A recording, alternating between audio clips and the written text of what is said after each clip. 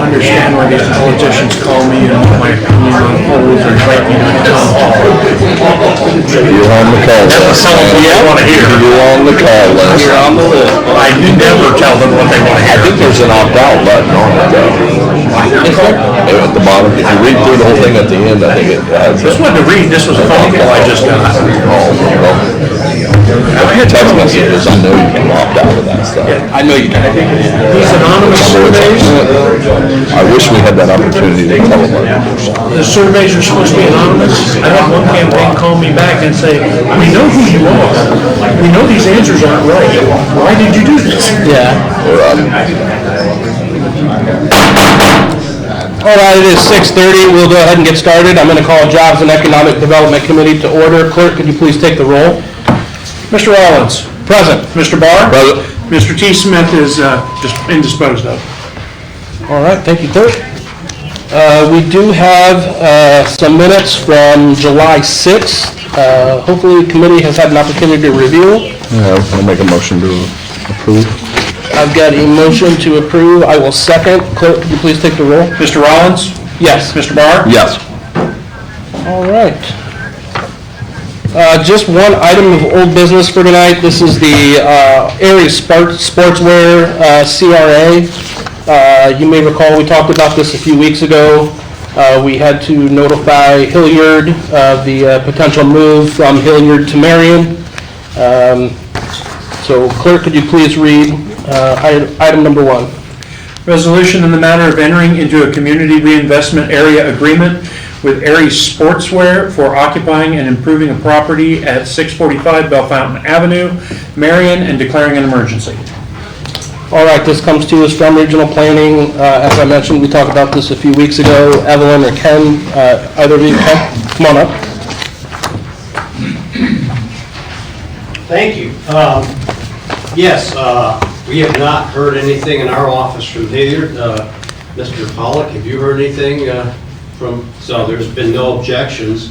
The last time we came here, we asked not to take any action because of the fact that you had to consider any comments they had for the schools. Have we met the 30 days? Yep, that was last. Yeah, I believe notification was sent on June 29th, correct? And they got it the second. So. Okay. So, and then there was a two-week notice to Marion City Schools and Tri-Rivers school superintendents that fine. Since it's not over 75%, the school board didn't actually have to act on it. The school's still made whole? No. They'll be out of there. I mean, a lot of it comes out of the schools. But that's why we're careful, we try to be careful about this. Because it's, and in the past, the school superintendents have said, hey, we want to increase our tax abatements. We're not against them if they increase the tax base, the long-term tax base. Sure. Like the housing that is being fixed up, for example. Yeah, we give them a tax abatement, but then after that period, they're getting the taxes on increased value. So, this again is Aries Sportswear. We would be transferring 18 temporary jobs and several full-time positions, and end up after 2 years after hiring people, about 30 part-time jobs and hopefully 20 full-time jobs. Mr. Campbell is out of state, the owner. He believes he can make the August 24th council meeting. So if your desire is to, you could have another meeting of the committee with him before council on that date, or send this to council and then have him, with this recognizing that he wants to, I think you should hear from him before the full council passes something. I think that's always good. Introduce him to the city and vice versa. Question. Go ahead. I think 2 weeks ago, Councilman Smith Ralph Smith came up and asked if we could have a comparison of the projected property tax loss versus the income tax gain. Okay, yeah, and I got it. And I didn't see that in our packet. Yeah, and just for. He received it? Yeah. Okay. And just for, right now, of course, they would pay the existing taxes. Right now, the existing real estate taxes that are being paid are $2,207 on the properties, 645 Bell Fountain Avenue. Out of that, the city's share is $336. So just to give you an idea, $128 goes to fire and EMS, $14 to the fireman's fund, $168 to the general fund, another $9 to the general fund, and $14.87 to the police pension. I'm rounding those numbers off.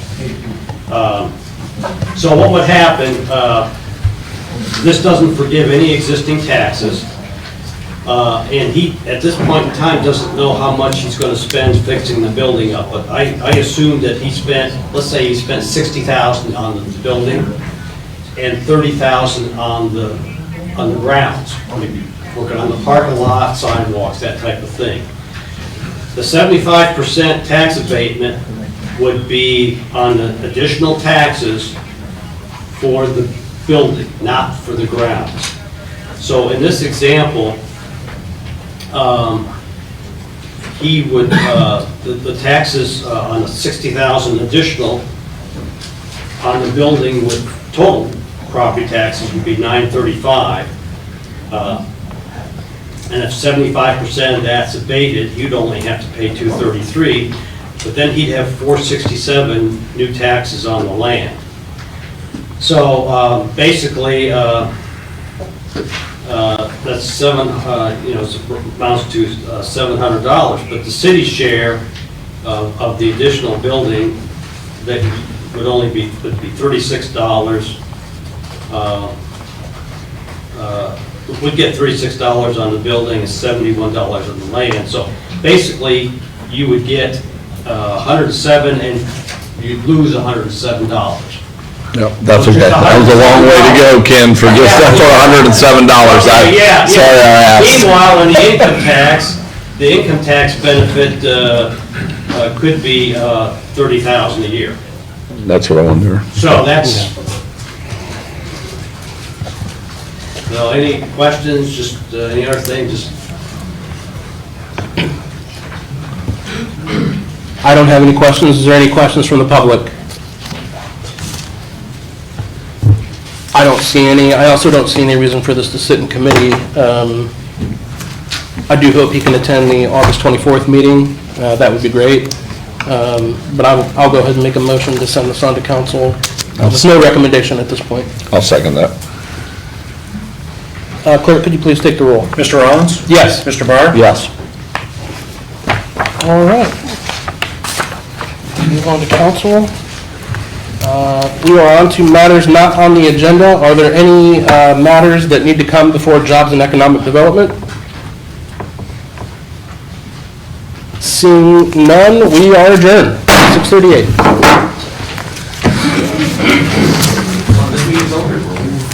Yep. Have a good night, Brandon.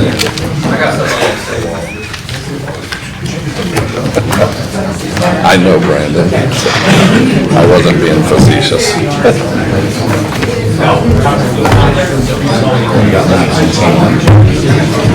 you have a good time? It looked like it on Facebook.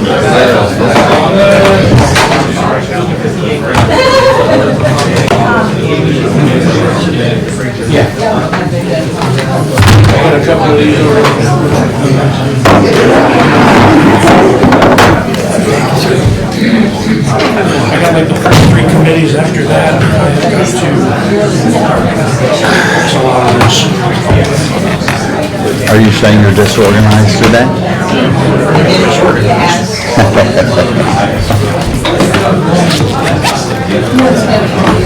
Yeah.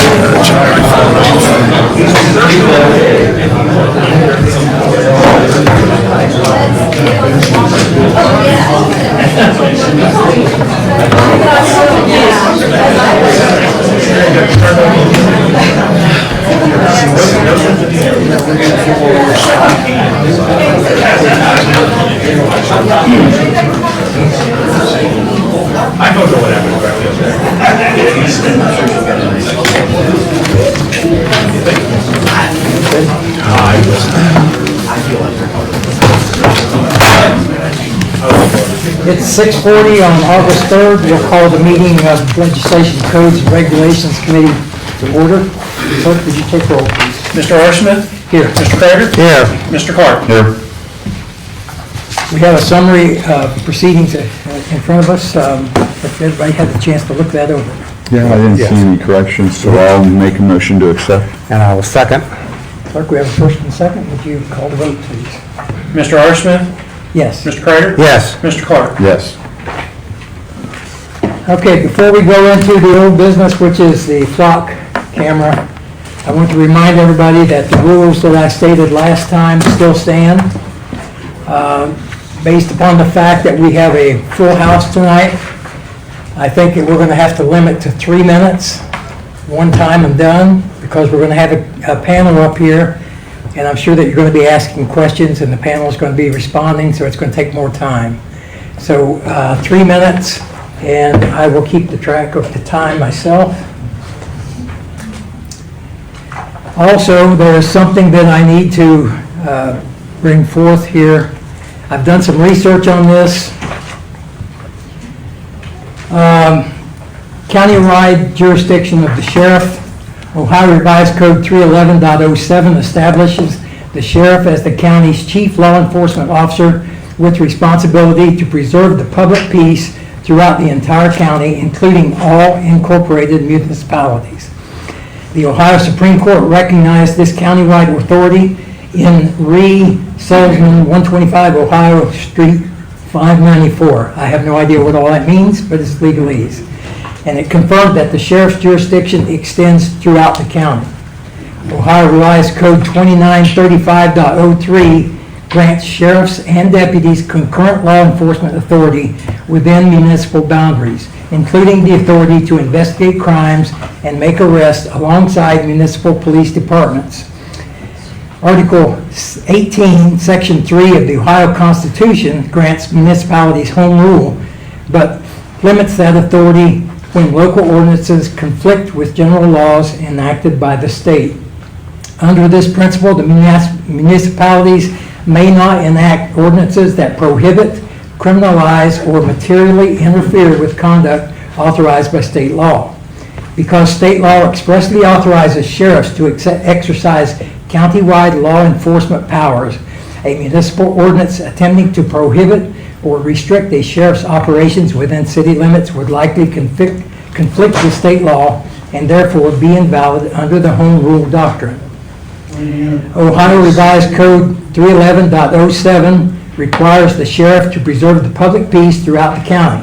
Decisions regarding investigative methods and law enforcement technology, including automated license plate reader systems such as flock safety cameras, are operational law enforcement decisions made pursuant to that statutory duty.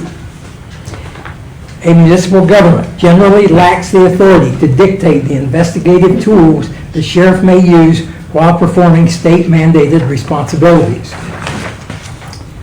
Because ORC 2935.03 expressly authorizes sheriffs to investigate crimes within municipalities, an ordinance requiring the removal of investigative tools located within city limits could substantially interfere with the sheriff's statutory authority to investigate crime and apprehend offenders. The Marion County Sheriff's Office reportedly obtained approximately $70,000 in funding through an Ohio Department of Public Safety grant to purchase and deploy 34 cameras. If a municipal ordinance required removal or destruction of equipment purchased with state grant funds, it could be possible that the ordinance interferes with the administration of a state-funded public safety program under ORC Chapter 5502, creating an additional legal conflict beyond jurisdictional issues. The principal legal argument is that a municipal ordinance restricting or prohibiting the sheriff's deployment of state-funded law enforcement technology within city limits would likely be challenged as conflicting with Ohio's general laws governing sheriff authority. Ohio Revised Code 311.07, Ohio Revised Code 2935.03, Article 18, Section 3 of the Ohio Constitution, Ohio Supreme Court precedents recognizing countywide sheriff authority, and the state's interest in administering public safety grant funds, provides that the basis that such an ordinance would be unenforceable because it impermissibly interferes with a county official carrying out state-authorized and state-funded law enforcement responsibilities. Okay, read all that because I want you to know what we're looking at. We're still going to have the discussion, we're still going to have the questions, we're still going to send this on to council, and we're still going to vote on it.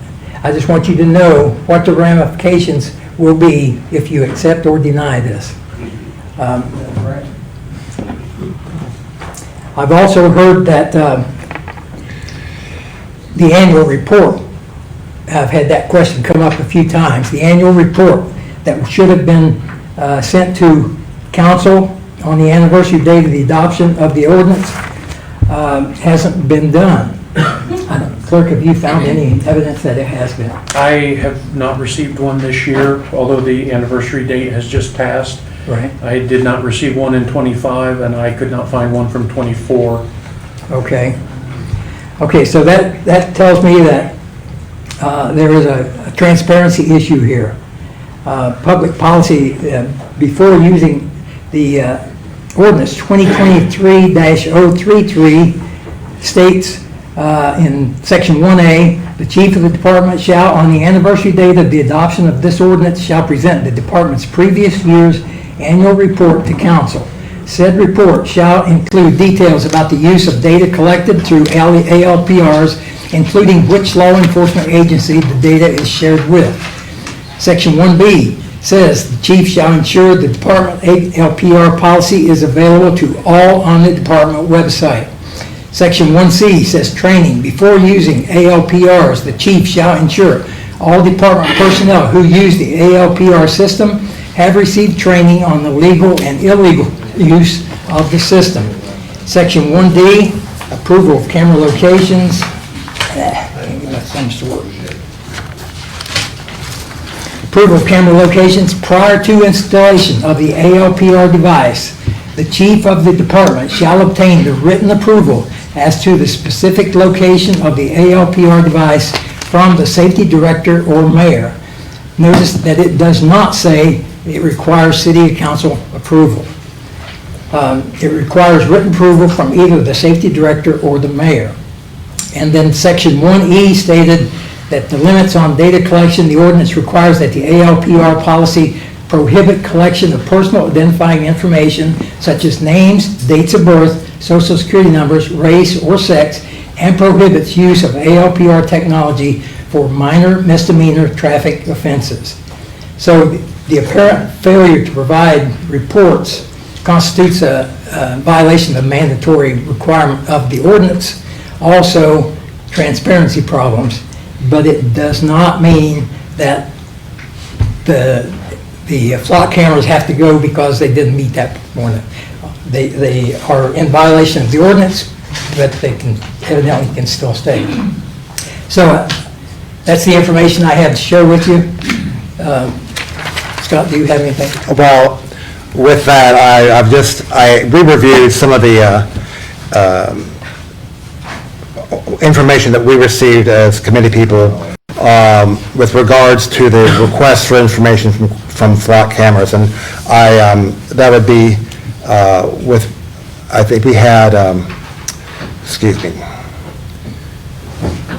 it was just based on the percentage of searches and so forth. We had, we just went back April, May, and June of this year. There were 176 inquiries. There were May 264, and in June there were 416. And the variety of things were sex offenses, assault, battery, warrants, motor vehicle theft, human trafficking, assault, drugs, theft, motor vehicle violations, juvenile delinquency, and hit skip, I should say. Mainly on sex offenses and drugs. But I just thought that increase in requests for from the flock cameras was kind of interesting and kind of showed maybe a pattern of events happening. One thing that wasn't well, was also mentioned was the fact that about the surveillance. And that an independent audit was done with regards to surveillance concerns with protests, no kings, riots, and so forth. There were no results found from the search according to what we received on the committee. So I'm just forwarding that information for everybody else to know. But I just think the fact that it's just very disappointing that we can't have parameters, especially when we don't, and I think the panel perhaps tonight will have some insight and we'll have that discussion about who owns that information after it's dispensed of. Is it going into cyberspace indefinitely? We don't know. It's just, that's very concerning. And that's also, as far as I'm concerned, a public safety issue that's on top of what the flock cameras are supposed to be doing. So that's what I have. Thank you. Mr. Clark?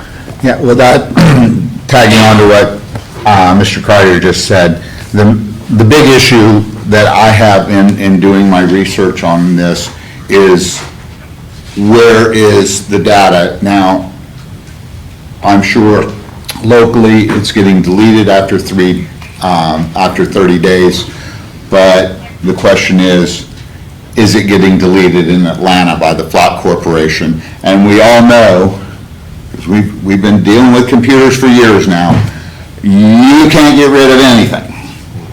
If there's something on your computer, somebody can go in there and find it, whether you've deleted it or not. So that's my big question. What's happening in Atlanta? Are they deleting the data, or are they archiving it and possibly selling it? That's the big question. And I think that's the question that most of the Marion citizens are concerned about, is whether that data, if it's being deleted, okay, but we know it can be retrieved. Any computer geek can go into a computer and pull up deleted data. So that's the big question, and that's what I want answered on the panel tonight. Administration have anything?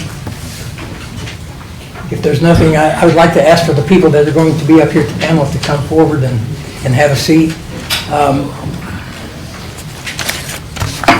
I will allow the audience to question these individuals directly, but I will insist that you maintain composure, don't get out of control, don't disrupt the meeting. You can ask your question in a calm manner, just as easy as you can yell and scream. And it makes more sense to everybody else. So, I need names. what? I need names of the panel. Oh, okay, could you guys give your name and Yep, and I'll send the card over to you so you get this phone. Curry McCormick, I'm with Flock. I'm Jay McDonald, I'm the chief of police. Matt Bill, Marion County Sheriff.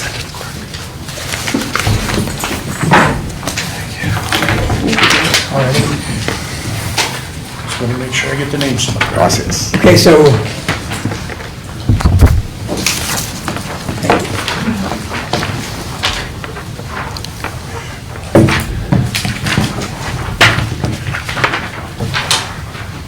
okay, with nothing further from the committee and the administration, I will open the floor to comments and questions. Raise your hand. Yes, raise your hand, come forward, state your name and address. Ashton Seals, 1920 Victory Road, lot 164. So I just have a few items actually for the Flock guy specifically.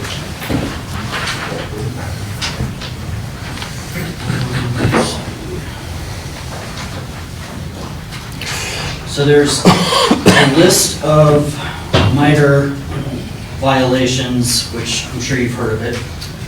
They are basically the defense system cybersecurity guys that check on, different cybersecurity issues throughout technology, especially surveillance technology. They have issue CVE 2025-47822.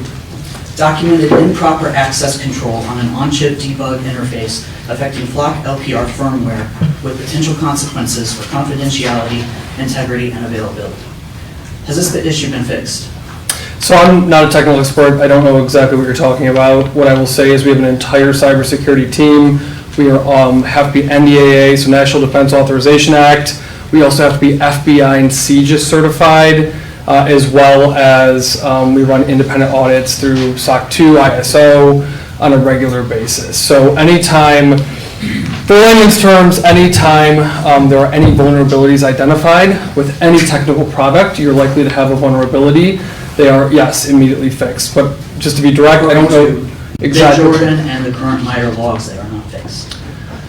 Again, The we're next one- audited independently on an annual basis, which is published, as well as we have Bishop Fox, who is a cybersecurity expert company that does regular vulnerability auditing as well.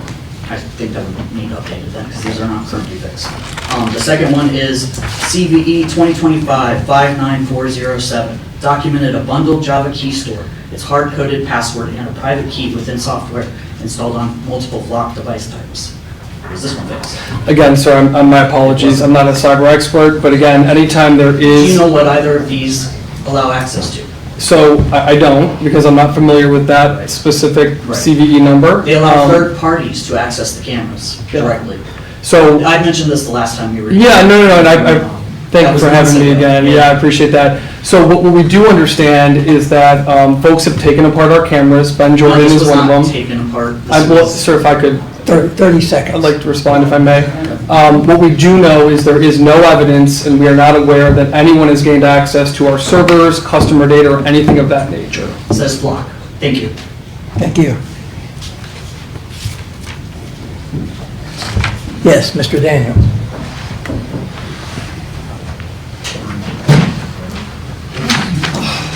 Daniel, 608 Decatur Street. There was a city council meeting, I'm directing this to the Flock representative. There was a city council meeting, not here, but I believe it was in Texas, where an individual was telling their people that he had taken over a Flock camera and was actually demonstrating it live from his keypad that he was able to move the cameras around and others. And he was actually willing to show them through a few certain key steps to actually be able to take over the Flock camera. So if he was able to do that, then isn't your tech a little fallible? I mean, it's not outside the scope that a Flock camera could be taken over? So I'm not familiar with that case. What I will tell you is the cameras are controlled and all the logins are run through sworn law enforcement officers with multi-factor authentication. So that means that if someone were to have direct access, they broke into a police station, they had a police officer's ID, all of their login information, and then they somehow got through to a multi-factor authentication, which is generally like a email to that police officer's phone. So they would have had to break about, I don't know how many laws in order to do that, but I've not heard of that, sir. But this is, these accounts are accessed by sworn law enforcement officers who uphold, a commitment to the Constitution and to being a law-abiding person. And there are multiple steps that you have to take to log into the system, including multi-factor authentication. So if someone was in there, that means that they took quite a few steps to break into a police officer's login. But again, I'm not familiar with the Texas incident you're referring to. Also, Mr. Daniels, in Marion, our cameras are not pan tilt to, they are fixed. So someone could not break in and turn them around because they are fixed. We do not have the ability to turn them remotely, to zoom in, those kinds of things. I know that some jurisdictions have more advanced camera capabilities than we have, but our cameras are solely fixed. They don't move. Okay. 30 seconds, Now- Mr. Daniel. The handful of stories that I've heard about, and I've been looking at the Flock camera controversy, is that basically all it boils down to, as far as I know, is that it's like the handful of cases involving flock had basically been reprisals by certain areas of law enforcement. Like in one case where they arrested Excuse me. a woman for Mr. Daniel. for robbery, that they caught her, but Your time's up. oh, well. I gave you a 30-second warning, so. Is there a time count when they're answering? Are you stopping the clock when they're answering? It's 3 minutes and for the answer and 3 minutes for us together. to give them a chance to respond. Right. As you know, I'll talk to you after. I'll talk Change to you all the later. time, that's why I was asking. Okay, this side over here.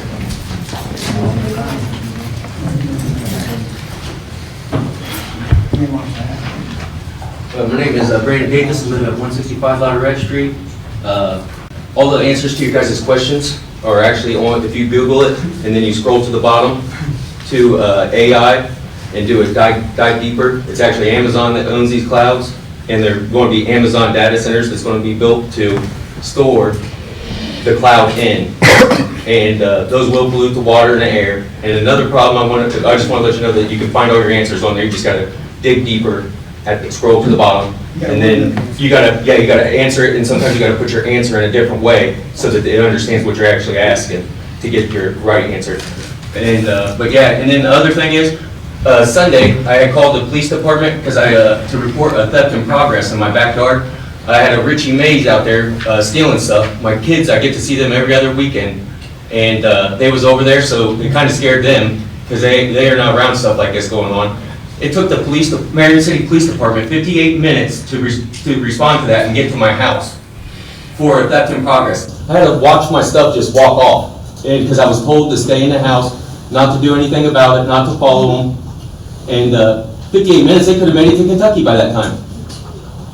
I mean, they should be ashamed of themselves. You know what I mean? We're paying these people to protect and serve, and they're not doing Can it. I interrupt you? Yeah. I'm not really sure how this pertains to the flock cameras. So could you restrict yourself to flock information or flock questions? Yeah, well, there's no other way I can get the answers to my questions, because I go to the police department, it's this guy over here that don't give you anything going on. Then there'll be matters not on the agenda afterward? if you don't Afterwards do is that. when I have to wait to bring this up? Right. All right, well, yeah, Amazon Cloud is where all the flock camera information goes. That's who have control over the data and the information, and if you have anything with Google, Google has control over it. But around here, it's going to be Amazon. They're the ones that's running everything. They're the ones that want to build this infrastructure, the data centers, so that they can store all of our information on to make more sales. And we're going to be the ones putting the bill for it, for the electric, to let them have, get away with stuff. That, where they don't have to hire people. They're trying to bring in robots and stuff now to run the facilities as much as possible. You know what I mean? To move the material and stuff. It's not creating jobs. It's actually stealing them. So that's all I have to say about the flock cameras. Thank you. Anybody else? Yes, sir. Thank you. My name's Charlie Sadat, 511 McKinley Street. Is it true Flock has a major data center in Israel? No, sir. Flock does not have any data centers anywhere. We're a public safety technology company, so we produce technology such as license plate readers, pan-tilt zoom cameras. We also have drones as a first responder, but we don't have any data centers. Okay. Do they have a major office in Israel or any business in Israel? No, sir. So we're a domestic company. We're headquartered in Atlanta, Georgia, and we are sell within the United States. Okay. And Puerto Rico, which is the United States too, outside of the mainland. Thank you. If these cameras were used the way law enforcement says, there would be like 1 or 2 on 23, 95, 309, 4, and the major thoroughfares coming into town. Are there any in residential areas? No. Well, people live on Center Street, and we have them on Center Street. People live on Fairground Street, we have them on Fairground Street, but we don't have them in neighborhoods. Is there any on Jefferson Street? No, but there is right around Center and Jefferson Street. And there's 2 around that area? There is, because they get them going both, they get the eastbound and the westbound. Leader Street? Fairground and Leader. There is on Leader? So there's more than 1 on Fairground? Yes, there's one at. Why? because they are strategically placed throughout the town. There are 22 of them inside the city. Okay, the last meeting I asked you who put these out. You said you did, or your department.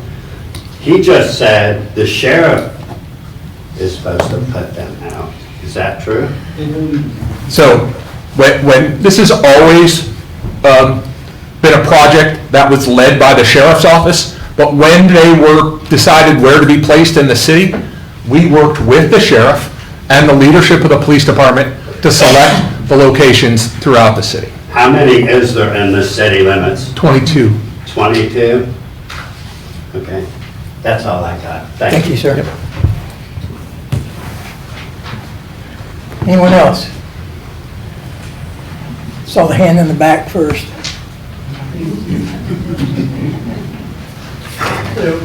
Michael Grubbs, 3476 Homeland Ford Road. You can speak. Okay. So Sheriff, I just want to say that you're... Me? Yeah. Chief. Chief, sorry. No problem. I get confused on those. Yeah, you're the chief. Yeah, I just didn't want to. I'm the sheriff. Can I have my time pause when he answers my question, please? No, I can't allow that for you and not allow it for everybody else, so your 3 minutes is ticking right now. Okay. So I just wanted to compliment your team. I was asked to go and look at the flock cameras and how you guys do everything, and you guys were very transparent with me, and I appreciate that. And I've said this to the officers that worked with me, and I'll tell you, like, if it was just localized, I would have less of an issue with it. But because this stuff can be accessed by Flock, and Flock can take and do whatever the heck they want with it, and you have no say in how they're gonna do that. You can't, and it's not like one of your officers would be like, I guarantee that, if anything happens, that, we're gonna do something about it. If Flock does something with that data, you don't have any say in it. You don't have any control over it. And the fact that, yeah, right now, they are fixed, but we didn't get any say when they got put in the first place. So you're telling us that it's gonna be fixed, but then eventually at some point, I'm sure you're gonna wanna upgrade them, but we won't have any say on that. And that's all I got. There was a very good chance this is last year for Flock. And then we heard that before. Because we will not be able to afford it after this year. Anyone else? Without grant. I can't see. Go ahead.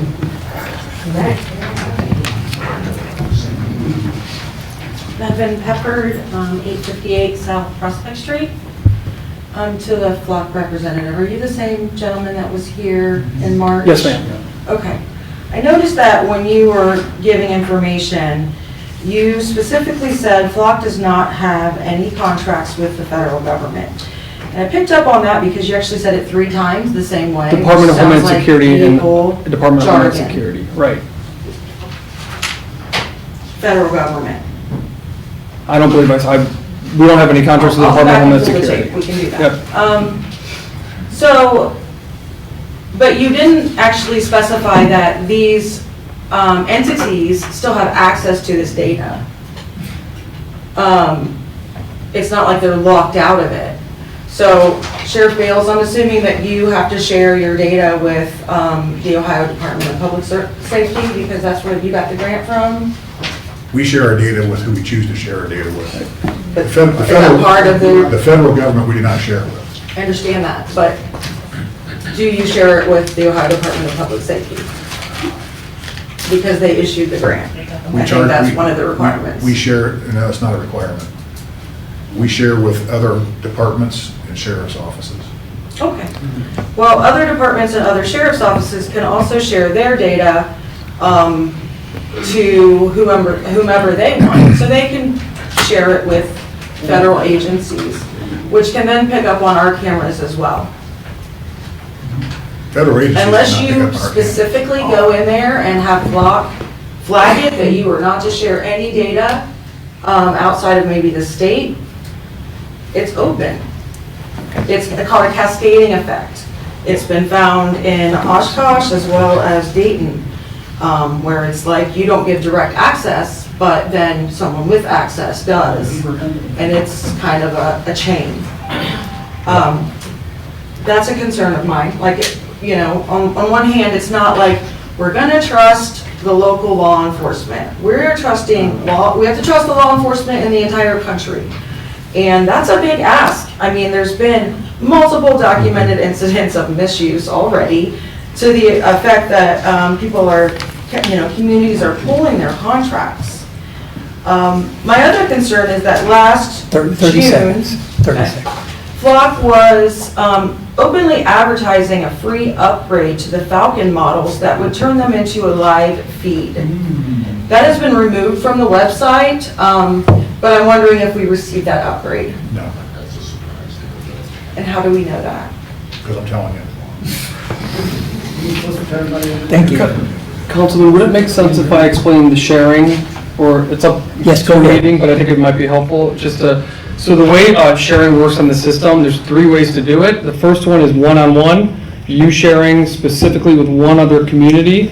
So Marion, I'm gonna make this up, Marion to Columbus, you send out a sharing request, Columbus has to say yes, then you two are sharing information. They could say no, then you're not sharing information. Just because Columbus, let's say, is sharing with Cleveland, does not mean you're sharing with Cleveland. There's no pass-through authority there. But if So- Cleveland, sorry. And then the second level up would be statewide, and that is folks that opt into a statewide pool would share with each other, and then there's also a national pool as well. But I just wanted to point out, though, that there is no automatic sharing because 2 folks are sharing with the middle person. Also, there is the option for us to decline to share with the federal government, which the sheriff's office has done. That's right. In every instance? Yes. I have a question for the sheriff. Yes. When you share, do you just give them access to the cameras, or do you just share whatever they're asking for, a particular item? They have access, well, if there's a vehicle they're looking for that comes through our city, then they will get an alert. Okay. Okay, go ahead. This is for Chief McDonald. I believe you had stated previously you had several requests from the FBI that you did not share the information with. Is that correct? We do not share with the federal government. Yeah, okay, all right. And since there's nobody at the podium for the second, I'd like to point out that there is a website that lists who we share. It's the transparency portal of the Marion County Sheriff's Office.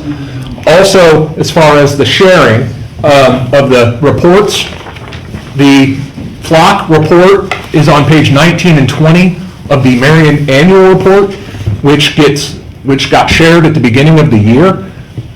Every month, there is a Flock report that gets shared with council. So it's not entirely accurate to say that we haven't shared the information. It is in, and you can get all of those annual reports at marionohiopolice.com. They're all there. Thank you. Mr. Cooper? Matthew Cooper, 844 Congress Street. Now, you're saying that you're not sharing with the FBI. I spoke with Mayor Collins. Sheriff Bale, are you a National Academy of Being graduate FBI? Yes. Okay, so you're not sharing it with the FBI? No. Okay, all right, so, now, with, we learned about all the different things you guys have been searching over the last few months, right? You guys just read that. Juvenile delinquency. Are these juvenile delinquents that got license plates on their backs? Did they have license plates on their back? You found a autistic boy all the way wherever. Did he have a license plate on his back? No, he was kidnapped and taken to Indiana in a car. That's how we found him. All right, so,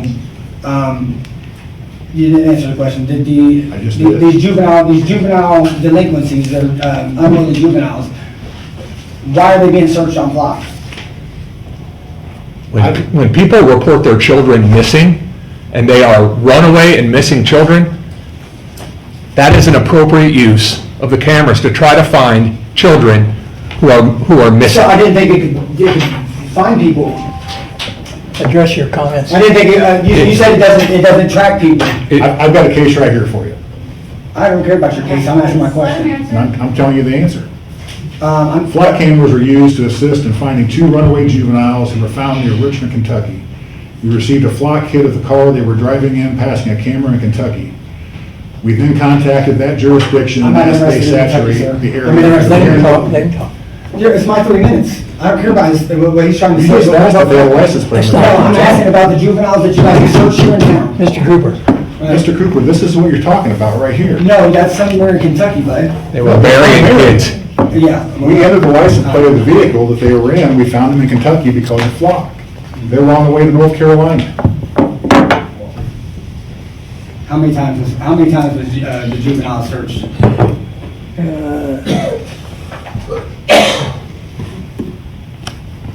I don't see any juveniles on this report. Yeah, just read it. It's listed with several other items. Yeah, yes, sir. No, it's not on this one. I know that Officer Ryan Kelly testified during the November 20th hearing that I had him on the stand, and you guys was giving all the goods about flock around. He said that he operated and accessed flock off of duty hours. Have you heard about that? I don't know anything about that. He was there. 30 seconds. I've got the answer. I've got, from the April 2026 flock search review, it says juvenile delinquency, assault battery offenses 18, and I think that's based on percentage, I think. And no, it'd be the number, out of 176 total.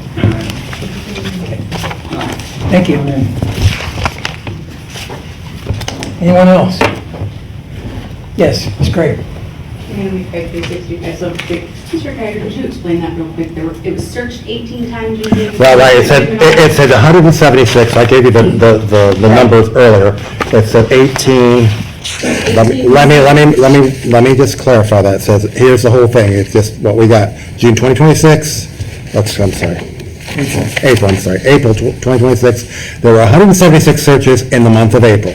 Reason for the search, and that gives drugs, narcotics, 52, hit and run car accident, 38, motor vehicle theft, stolen, 19, juvenile delinquency, assault, battery offenses, 18, wanted person, like a fugitive, 12. So it must be that total being 170, the total. Okay. Not that percentage. And then, all right, so I guess to your point, Mr. Smith, if this isn't legal what we're doing and we're all just having this big conversation or not, why did Mr. Russell write the ordinance? And Mr. Russell stood up in council and told us, I believe it was Mr. Rollins or someone that said, maybe it was the other Mr. Smith, said, are we able to do this or something like that? Okay. And Mr. Russell stood up and said we were. And now we have an ordinance in front of us, so if this isn't legal and we're going against Ohio Revised Code, why are we even having this conversation? Why do we have that ordinance? I can't answer that question because I'm not an attorney. Well, you sat up here and played one, in fairness, so I think we should get a legal answer. I read you the Ohio Revised Code, Could which we is get an attorney available. to interpret that for us? Pardon? Why did may I address the law director? Yes, you may. Mr. Russell, why did you write this ordinance if you didn't believe that it would be binding? I was asked to write it, and as I, excuse me, and as you had shared, I responded that this is what a legislature power entails in Ohio. Legislative body has the power to consider. Columbus and Springfield and all these places are removing theirs. I mean, so I don't understand why we couldn't remove ours. So I don't know what would make Marion unique in that situation. And Mr. Kreider, I did notice that you said that some of them were motor vehicle violations. Mhm. Now I'm trying to figure out why we're doing traffic stops with block cameras, because what Well, I just that would be relaying that, That would be yeah. traffic related. And I mean, if it's about solving crimes, the ordinance says that they're not supposed to be used for motor vehicle We can situations. use them for hit and runs. Okay, but he said motor vehicle violations and then listed hit and runs separately. Not just So the I don't know if there's a language, like we need to use a standard, motor vehicles theft/stolen. okay, that makes a little more sense. Yeah. How did we get the same amount of cameras this year for less money than we did last year? Because last year was like 100,000 and we were told the grant this year was for 70,000?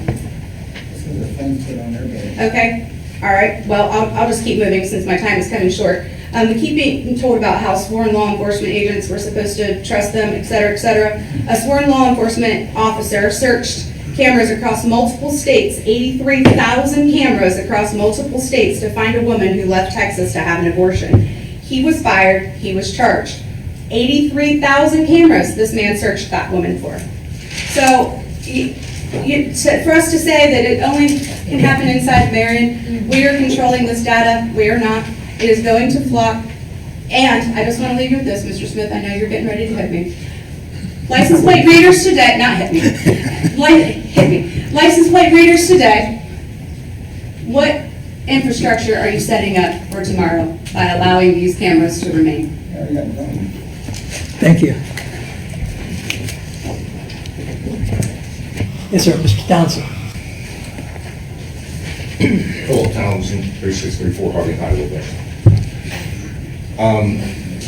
Question for you real quick. Didn't you say that somebody else was going to be on your panel? Or you asked somebody else to be here to be on your panel? Oh, I thought you asked the prosecutor to be here. He's here. I thought you asked him to be on the panel. No, I did not. If somebody else did, I don't know, but I did not ask him. Good thing you have phones like that, right? Okay. This is about trust. Can we agree that we live in a small community? Can we agree that we all know each other some way or whatever, whether through relationship, friendship, and all that? Can we agree that, sometimes in this town, it might come up to somebody coming on or walking up, stepping upon, accidentally tripping over information, evidence that points to a friend, points to somebody ahead of a department who's a friend. For this whole system to work, we have to trust that everybody's going to do their part, and they're going to do it without bias, without any favor for friends or friendships or in Marion, your ex is my next, that's Marion, Ohio. So let's say you, hypothetical, come up with knowledge that the sheriff is using the flock camera inappropriately. You would have to be somewhat of a whistleblower, and then you'd have to approach who on that to do the investigation and to prosecute that? Who would you approach on that? Hypothetically, I would contact BCI. Okay. Would our county prosecutor be involved with any of that? It doesn't have to be. I didn't. No. Doesn't have to be. No, I call BCI when I need BCI. Okay. So why would BCI be called in this case, but not in a rape case? That's just. Yeah, no, I get your question. The answer is not up to me. Okay.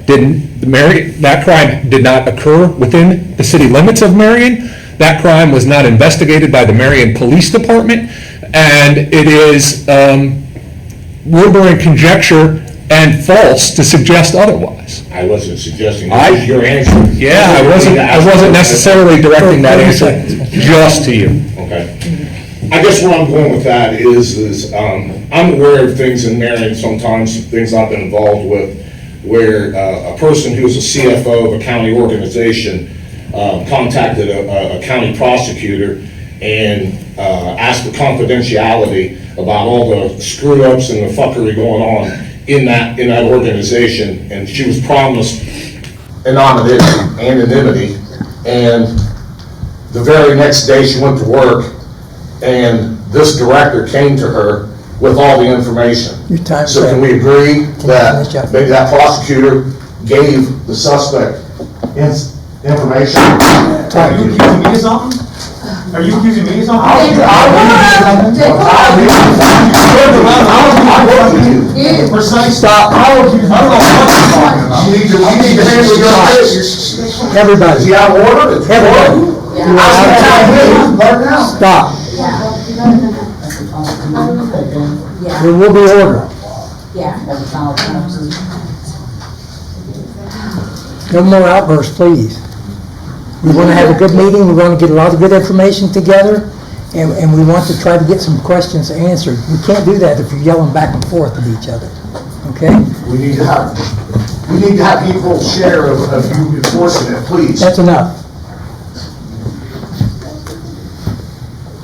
Anyone else have a question? Yes, sir. Captain, was 367 report. Could you spell your last name, please? H-O-V as in Victor I-S. I just have a question for you, sir. You said we're getting rid of the cameras by next year? More than likely, because I don't see Okay. us getting another grant. So I'm not for or against cameras by any means. Actually, I believe it's not against our rights. But why would you waste the money to get the cameras? This is where I'm at with our city budget. Why would you waste the money to get the cameras just to get rid of them? Got it for free.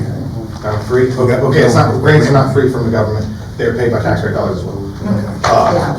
But I'm just curious why we did not invest that money into our own personal cameras that we don't have to keep paying for and then get rid of later. So waste our money, pretty much. We don't have a system that can do that. Well, we could have invested in this as another point. I'm not against cameras. No, and let me answer. So people think that we have the option to take the $70,000 and do something else.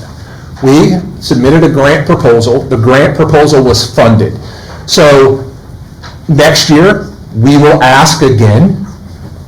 I'm assuming, I won't be here, I'm gonna retire before that comes. 25 more Mondays, by the way. But who's counting? I would assume the grant would be reapplied for. We apply for grants that we don't get, we apply for grants that we do get. Sometimes they give us X amount, sometimes they give us more, sometimes they give us less. This system, it has provided a valuable resource. So it's not a waste of the grant dollars.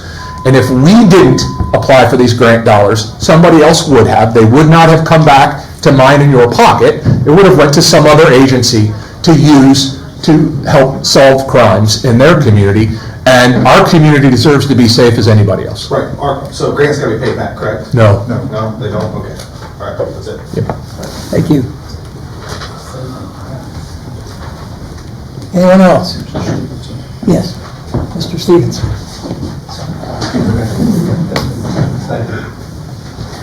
Nathan Stevenson, 225 Duluth Avenue. I just wanted to get a shorter speech than last time here. I want to propose the question to council and to Flock and everyone here. What future are we building is kind of the question that I want to look at. Will my children have any concept of what personal privacy means? Corporations leech away every available piece of our data from us to use for marketing and profit.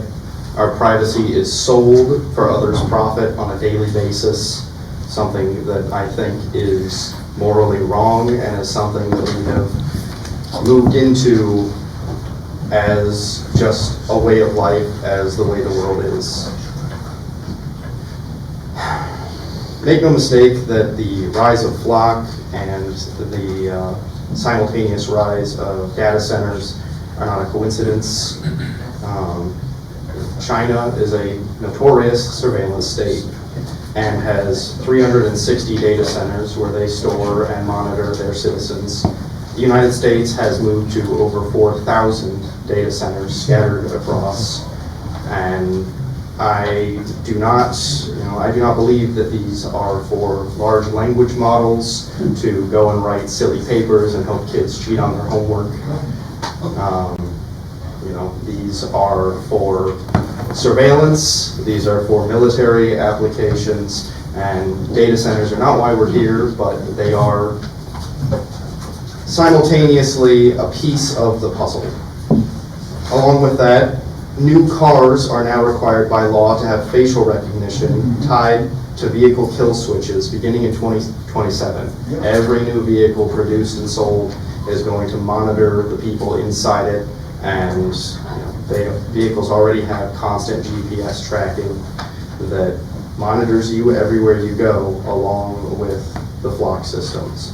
Home Wi-Fi systems, specifically Xfinity, offer security monitoring by turning your Wi-Fi router inside your home into a radar dish that can constantly monitor where people are in the home. And they sell this for, a little more. 30 seconds. For a little more of your money, they sell this, and they can keep track of where you are inside your own home. And they call it security, so that you can turn it on when you leave and know if someone's gotten in. The walls of your home aren't even safe from malicious watching.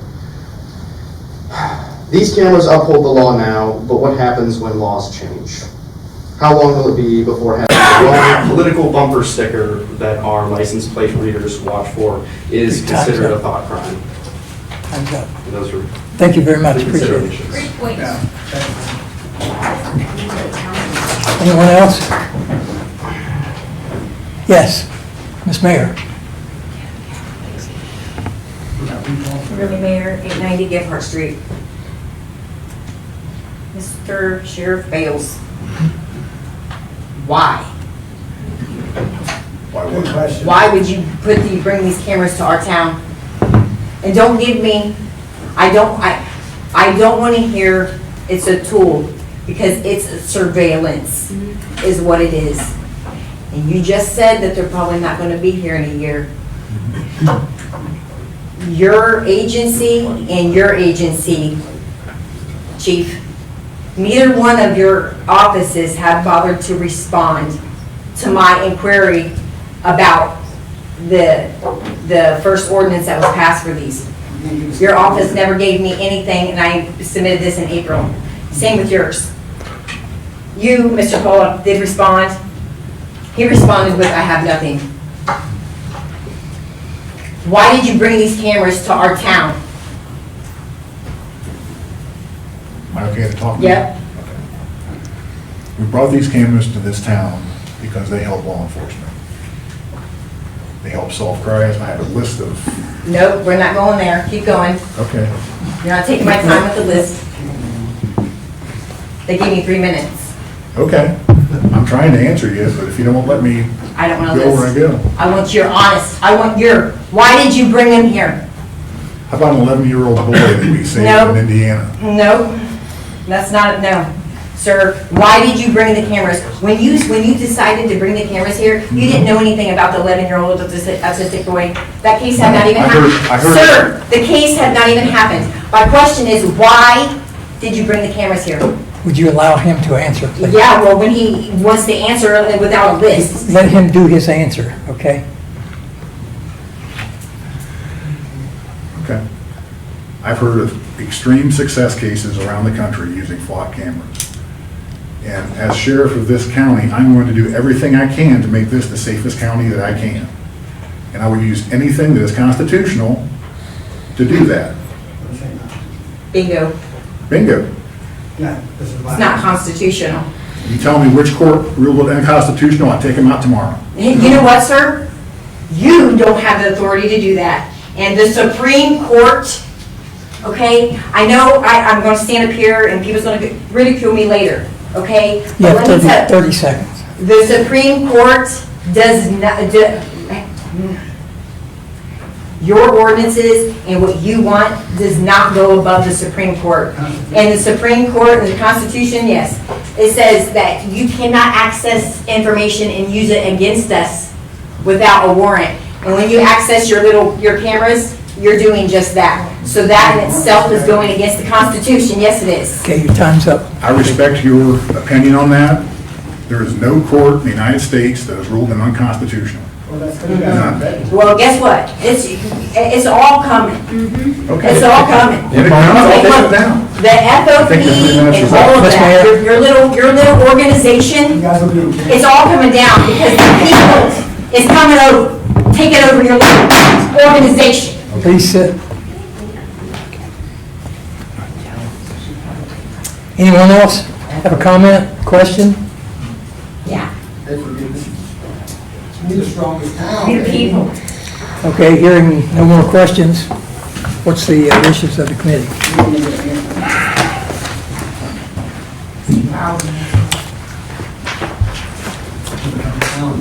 I'm still concerned that this ordinance is too broad. And while last we talked on it, the intent was discussed, and we all know that intent goes with whoever's in power at the time.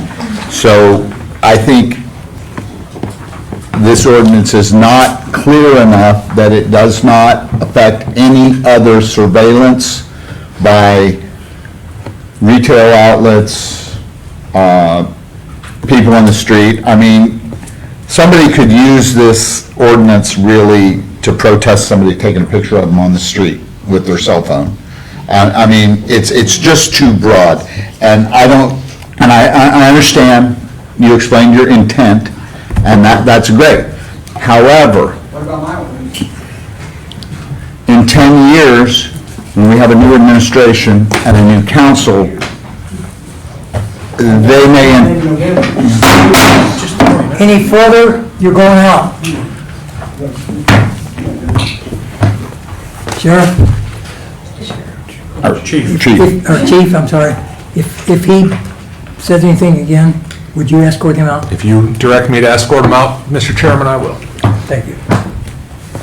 So it could be interpreted to meet other people's viewpoints. I think it needs to be tightened up. I'm not, at this point, I'm not in favor of it, but I'm not against it, if that makes sense. But it needs tightening up so it's specific to flock cameras only, because we do have a drone. The police department has a drone that they use when they're looking for somebody that's running around the neighborhood or whatever. And we can't, that's a valuable piece of equipment for our law enforcement. And I think this ordinance affects that, and the ability to add new technology as it comes open. Now, not all technology is good, we know that. And I just think the ordinance needs tightened up before we send it to regular council. Do you have an amendment you'd like to make? Not at this time. Could I suggest that where it specifies flock system, flock program, add the ALRP automatic license plate reading? That way it specifies that we're having the automatic license plate readers. That's what we've been talking about. Yeah, the terminology that bothers me, and it may bother Mr. Kreider too, I don't know. But it says the use of flock or any system with similar characteristics. And that to me is broad. And I think that needs to be narrowed down. I think that was pointed out with Ms. Lubke. She spoke a time or two ago that as far as people being charged if they, have that, and I think Mr. Rollins clarified that a bit, but I think that just needs to be tightened up there before I'm comfortable sending that through. Do you have an amendment that you'd like to propose? Let's see, boy. Also, one of the, if you don't mind, one of the issues I have is flock. Flocks, as far as I'm concerned, Flock's a corporation. Their name should not appear anywhere in the ordinance. It should be just license plate reader. And because... Under any name? Under any name, yeah, because, again, with the broadness of this ordinance, you can say, oh, well, AT&T came out with license plates readers. We can use them because they're not flock. So it's not, in this case, it's not generic enough, but it's a broad ordinance otherwise. Yeah, it goes both ways. Okay. Well, I think that's why I suggested listing the Right. automated license plate reader in there as part of the flock. That way, your broad statement where any similar system, you're specifically mentioning the system is the automatic license plate reader. It's not the flock drone or the flock security camera, it's the license plate reader. Okay, how about if we say the use of flock ALPR and any improvements in future shall be prohibited. That would take care of flock and anything that they come out with later on. What do you guys think? If that's what the committee wants, I'm sure the law director and I could future systems or versus improvements. Future improvements or enhancements or whatever. Upgrades. Upgrades. Mr. Rollins has a comment. Yes, Mr. Rollins. Aaron Rollins, Council at Large. I appreciate the conversation. It's unfortunate that all of you think it needs amended, but none of you can bring forth an amendment. This has gone through the law director already, so just to be clear, the first ordinance as drafted was wildly different than what is before you today. What has come before you today went through the law director. I don't even understand what you were just talking about a few minutes ago, because you said it was too broad and then it wasn't broad enough. Where are we going with this? I don't know why every piece of legislation that comes through this committee has to turn into a horse and pony show. Why can't we just send this on to council and have a robust discussion without having panels and lengthy 2-hour conversations? I can't understand why we can't just put the legislation forth to council and let's have a debate on the council floor with all 9 members of council. I don't understand. Sheriff, would you remove him from the courtroom, from the council chambers, please? Give me my radio, please.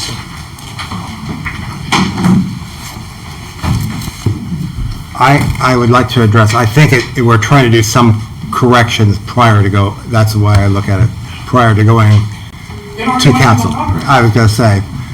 And as we're finding out information to try to get, again, trying to get things tightened up. So if we want to do that at council, I'm okay with that, actually, to have all the members do that, so. Then I will go ahead and make the motion to send that on to council as is, and then can correct it there. Is any recommendation, yes or indifferent? No recommendation. I'll second that. Okay, clerk, we have a motion and a second. Would you call a vote, please? Mr. Arschmidt? Yes. Mr. Crowder? Yes. Mr. Clark? Yes. Very good. It goes to council. Next item on the agenda, item 2. Clerk, would you read that, please? Ordinance also authorizing the creation of a designated outdoor refreshment area, rural within downtown Marion. Okay. Thank you. We have some people here tonight to answer questions.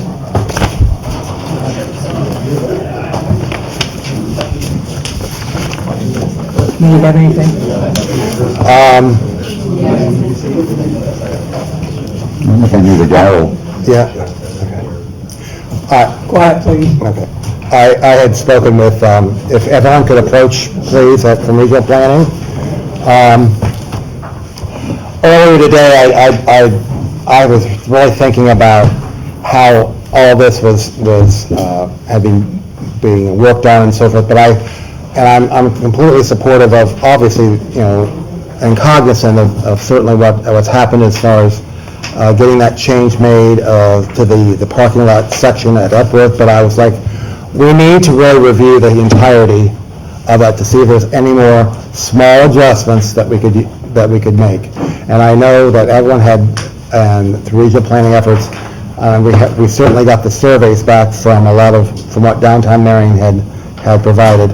But I was just conferring if there's any other small adjustments like we talked about at the west side and perhaps not incorporating, for example, the Hope Church and going right in the alleyway and trying to really refine everything. So I'm just going to, I don't know, Evelyn, if she had come up with maybe some amended borders with that. Right, and I'll just summarize a little bit and then I'll approach the 4 of you and show you on the map so you all see what I'm referring to. But I did, with the help of Alan Wilson, he had provided the 17 surveys last week. Then we walked the district kind of starting at the opposite end, because in this case the western end, and started talking to property owners there. and kind of met in the middle. So since then, we've contacted, we have 21 surveys and another 4 verbal confirmations. Some will come in tomorrow and just handwrite this survey. So we've tried to reach everybody kind of on the peripheries to see what their thoughts. So a couple of the properties, as Mr. Crowder mentioned, that kind of came up as questions at the prior meeting. One was the former, used to be Mac West on West Center Street that had been sober living, that has sold in recent years. I did speak today with the property owner because they do have apartments there. That is not a recovery facility. So he's actually very much in favor of the DORA and some of the things the downtown is doing. So that eliminates that question on the far western property. And we probably don't need to go out to the funeral home, which is the very farthest piece out there. We did confirm with Alex Sheridan of Bucci's, he'd like to stay in on the survey from him. So I'm going to show you guys on the map, and then I have also, because I know many of you don't know, from the aerial point of view what's what, so I wanted to, this is on the northeastern end by the church, just so that you kind of have it larger and know what's what. So when I show you on the little bit smaller map, you know what's actually there. I use this to guide myself. But, the thought was, this is, there it is, north. These are the existing boundaries right now. And so if we take out, for example, well, I'm going to start on the eastern edge with Epworth. We take, obviously take Epworth, the church and its parking lot out. Also eliminate the Irie dance. I've kind of color coded if any of you. The red line. Yeah, so the red line here. This one here, when you cross High Street, you get into the Hope Church. And then there's an alley. I don't want to go, would not suggest going all the way to State Street, at least on the south side of Center, because all of those businesses particularly wanted to be in it, and you can kind of see here, this is where I'm speaking of, we've got Connect Co-works, a Center State, so if we stopped, let's say here at that alley, that's kind of,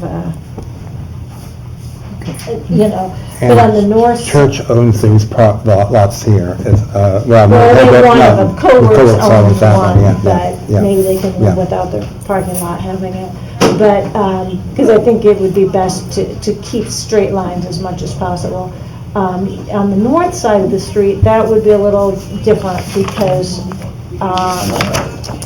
United Church Homes said they didn't mind being in, United Way wanted to be in. This Bohemian Bessums, I think that's how you pronounce it, wants to be in. I think Ms. Craig pointed out there's an apartment complex. There's probably no reason that particular apartment needs to be here, so maybe if we just stopped, and that would kind of be the most easterly on that property, That's at 204, 206. Correct. So that would be a beauty salon and a realtor office in the Right, and I downstairs. did go into those, and they were interested in keeping it. Okay. So I guess on here, the only thing I was saying is maybe that red line should come up and take that apartment building out, and then just stick with the commercial. And then here, stop at the, this is the, we stopped already at the Buckeye School. This is that little garage that's next to it. That doesn't really have anything. And then here's the funeral home. But here were the apartments, and that where they wanted to stay in. This is Bucci's, so you kind of see where that makes a logical line. So it's right before the Buckeye School, right? Right, actually that little, that small gas station. Yeah, or whatever that's the it's last called. part of it. that one could come out too, because Okay. there's probably, that would give a little more space before you get to the school. Okay. You know, so it's not huge changes, but it, you know, we did try to be practical on, you know, who wants to stay in, and all these green dots wanted to stay in, and then try to give as much buffer as we can without eliminating someone that wanted to stay in. All right. But if that makes sense, I could write that up if that's, or, you know, any other suggestions you have, because the ordinance itself that comes out of here then basically needs and bounds survey of these parameters. Okay. And I just want to make sure that we understand that this is I've got the paperwork for the process of having to do all these changes and so forth, that's the reason I said I wanted to make certain that, you know, we didn't, you know, review everything in its entirety, so we didn't have to do any more adjustments and then having to go through the process all over again, and to know where we stood right now, so. So what's the thoughts of the committee? I have a question. Oh, yes, go ahead. I'm a little confused after last week. So originally, when Mr. Erickson came to council several months ago, I was under the impression that when we did the signage and all that, that he was speaking on behalf of the church. I think last week he made it very clear that he was not speaking on behalf of the church, he was speaking personally. And I guess I just want to make sure that this is what the church wants, and I mean, if we're just going by what, I think he lives on Cambridge, if we're just going by what he says, I think it would be good to have the opinion of the church before we made any changes down Evelyn, there. have you talked to the church? Not yet. Okay, could you do Alan that? has made a couple of attempts, but hasn't. Yeah, could you do that? But yeah, that could be the last. Thank you. Thank you, Mayor. Thank you. All right. Okay. Well, then, maybe just keep this into committee until we hear that, and I think maybe just keep this in committee and then just refine that again, that map a little bit more succinctly, I guess. Yeah, because I kind of like the, Yeah, it just squared it up a little bit better. so if the church is indicating that they do not want to be a part of it, then we could remove that part of it. Right? Now, I will reveal that I did speak initially, I think it was a couple of weeks after Mr. Erickson. Dan, are you here? Yeah, okay. Yeah, okay. And just reported that we were just started that process. So, been no updates really given, as far as I know, since that time. So, unless you have directly at any meetings that you've had with them at all. With their board meetings and so forth, you have not given anything? No. Okay, all right. Yes and no. Yes and no, okay. Well, because I don't understand exactly what the question is. Oh, okay, all right. Mr. Clark, do you have anything? No. No. Anyone from the audience have any comments? Avoid a dog and pony show. Yes.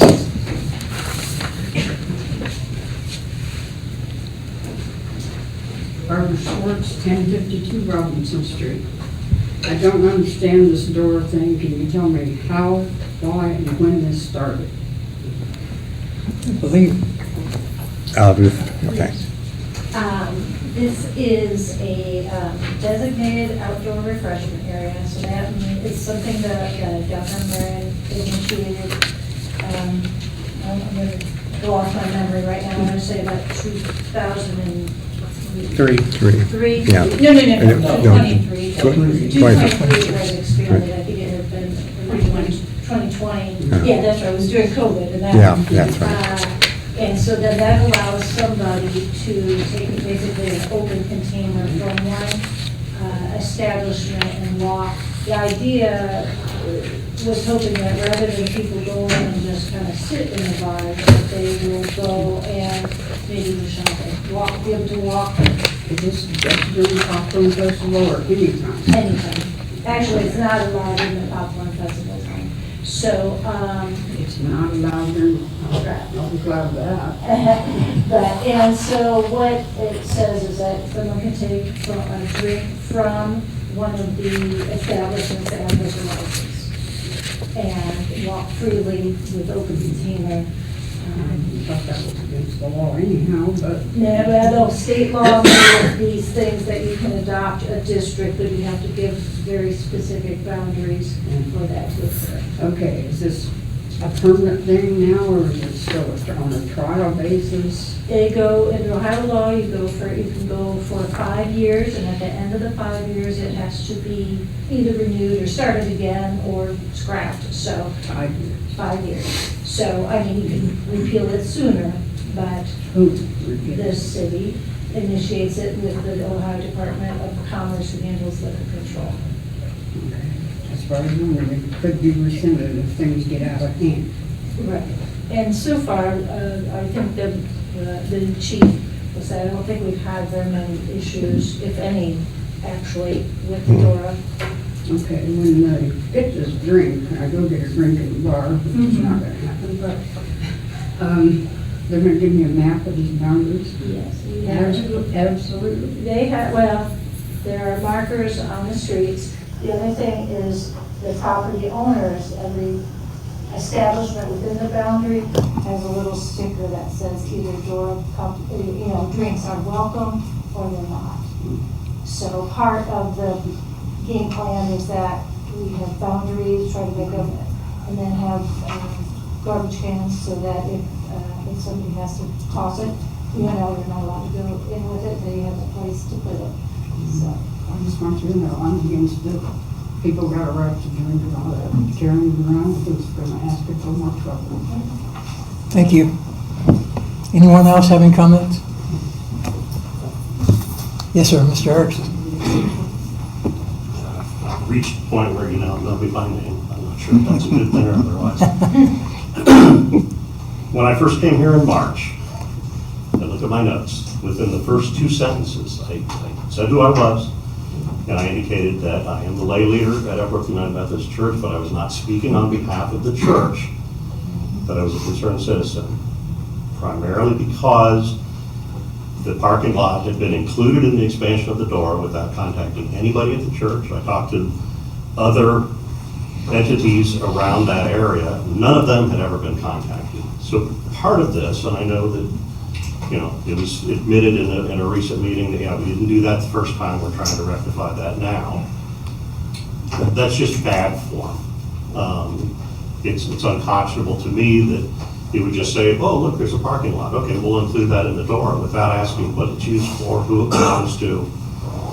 That's what kind of got me started. The fact that parking lot is used by the participants in our recovery group 6 days a week at Epworth made it even more absurd to me that the city would say, yeah, go ahead and bring your open alcoholic containers into an area where people are on a break from an Alcoholics Anonymous group.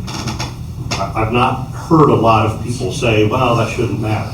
In fact, after the first meeting and subsequent to that, I had many people on council who wanted me to know that they weren't on council when this decision to expand happened, and number two, that they didn't like the idea. They didn't like the original idea. So again, I state that Mr. Kreider had the question of whether I've ever brought it up at church. I've talked to people at church, and I've yet to find anybody who thought it was a good idea. In fact, most of them agree with the idea that it should be moved a little bit closer to downtown. It's a very jagged line as it is, and this is probably not going to make that any better. But I know that I've spoken with others that are currently still in that have said, no, they don't want to be in. And it doesn't sound like they've been approached. And I know that, if anybody did come to Epworth, I know what their answer would be if they talked to the right people.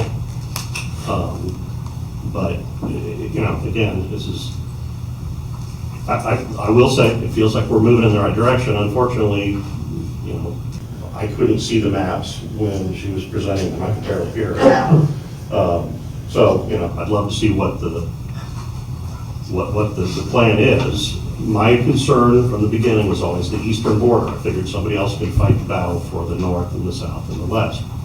But in the current proposal, as presented, where does the eastern border end?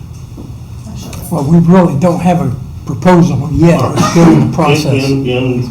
In the presentation. And again, it was It's hard to hear in this room. It's even when everybody's From what not I talking. understand, it's the alley east of High Street is where it would end. No, west of High High Street. Street. Between Hope Yeah, Church. west of High Street, I'm sorry, east of State Street. That's McWilliams Court. I say west, wouldn't it? Put it right back where it was. It would be right. Okay, so this is red. So what you're- here's State Street, Okay, so between State Street and that. So it's Do we know the that name of other the school? church. this is High Street, Church of Hope. whatever's over. So Hope would come out, Yes, this church would come out, yes, all of this. yes. I think that's the, The orthodontics is here, so that's just something. there's some other, okay. Okay. She's going to give us some more information, and maybe we can pass this on to council. I do appreciate. Work in progress. I do appreciate the attention to it. Thank you. I certainly didn't mean for it to become such a thing. Okay, no problem. It became a thing. Okay, so we're going to hold this in council, Yeah. or in committee, Yes, I'll hold that in committee. and wait for some more information. Okay, that concludes our business for tonight. We have no new business. Any matters not on the agenda pertaining to legislation, codes, and regulations? Yes, sir.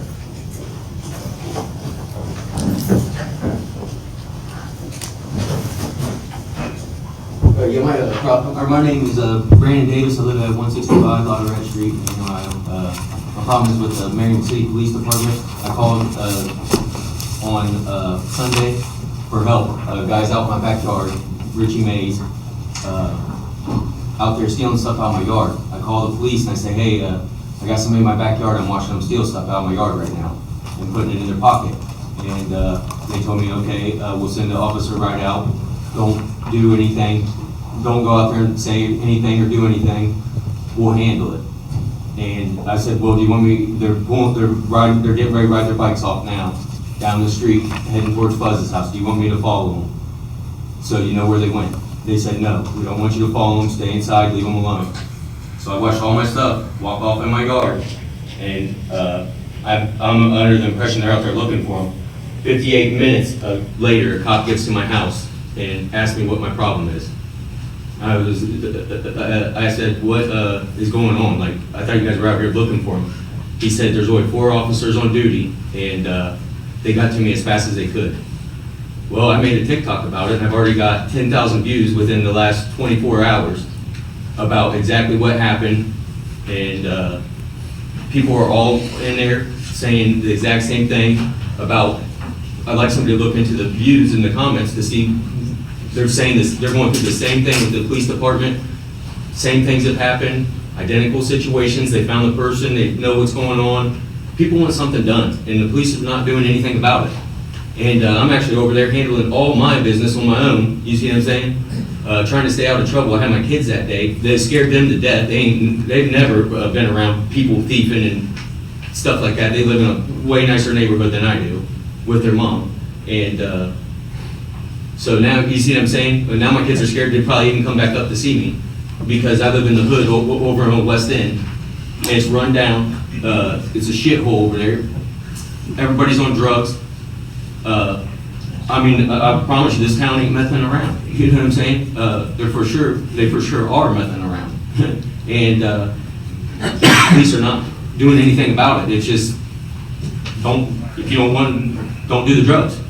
Because they're free to sell them and do them if you turn them in, or you say, hey, there's drug traffic nonstop over here. I know they're selling drugs. What are you doing about it? And I'm getting no answers, and I'd like to know what I should do in this situation, because actually some of them on the TikToks have been like, well, we can set a fight up for you with him if you want to fight him. So what do you want me to do? You know what I'm saying?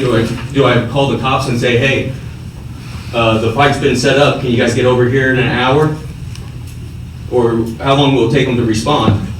Or, you know what I mean, when somebody comes by to shoot me or something, I've had a gun pulled on me 3 different times by 3 different people because I stand up to all of them. So, I don't have no guns because I have weapons under disability, so what would you like me to do to defend myself? Chief, would you like to respond to that?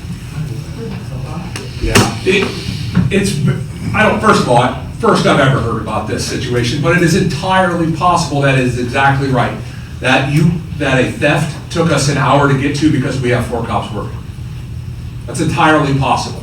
We literally do have 4 officers working at a time, and we literally prioritize every call based on the likelihood of danger to people first and property after that. I'm being robbed and my kids are there. I understand.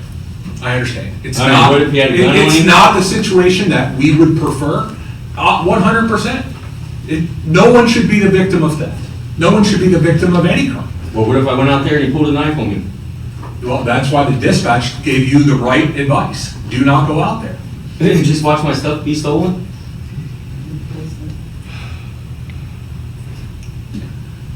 I mean, the law was broken, right?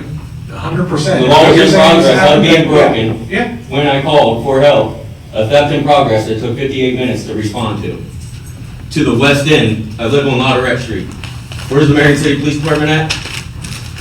Like I told them, hell, I could have drove to Kentucky in that 58 minutes. It took you guys to respond. I mean, I think there's a huge distrust between the community and the police department. And the mayor is an ex-police officer, and I've tried to contact him, I've never gotten any kind of calls back from his office. I'll promise you I have. I've actually went down there in person and couldn't get a hold of him. His secretaries, no, he's not available. I can see him in his office. So, I mean, when are we going to get some trust? I mean, you're telling us to trust the Marion City police officers. One of them's in trouble for rape. Okay, I think I'm going to have to cut it off here. I think you've made your point. I can keep going all day if you'd like me to. Yes, and I don't. I appreciate it. Thank you, sir. Thank you. Thank you. Anyone else? Mr. Townsend? Philip Townsend, 3634, right behind Lucas. You made a comment earlier about, their handy tools, flock cameras are handy tools of, Flock has already been discussed, so. It's a common. Right, but flock, this is not the Just place for matters flock. not on the agenda. Yeah, and the Open flock for- was on the agenda, so this is not the place for that. So unless you've got another subject, I'll have to ask you to take your seat. Well, your rules change. That's why we don't trust people, because the rules change.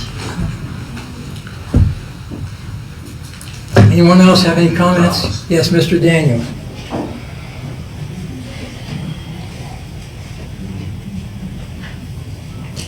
Daniel 608 Cantor Street.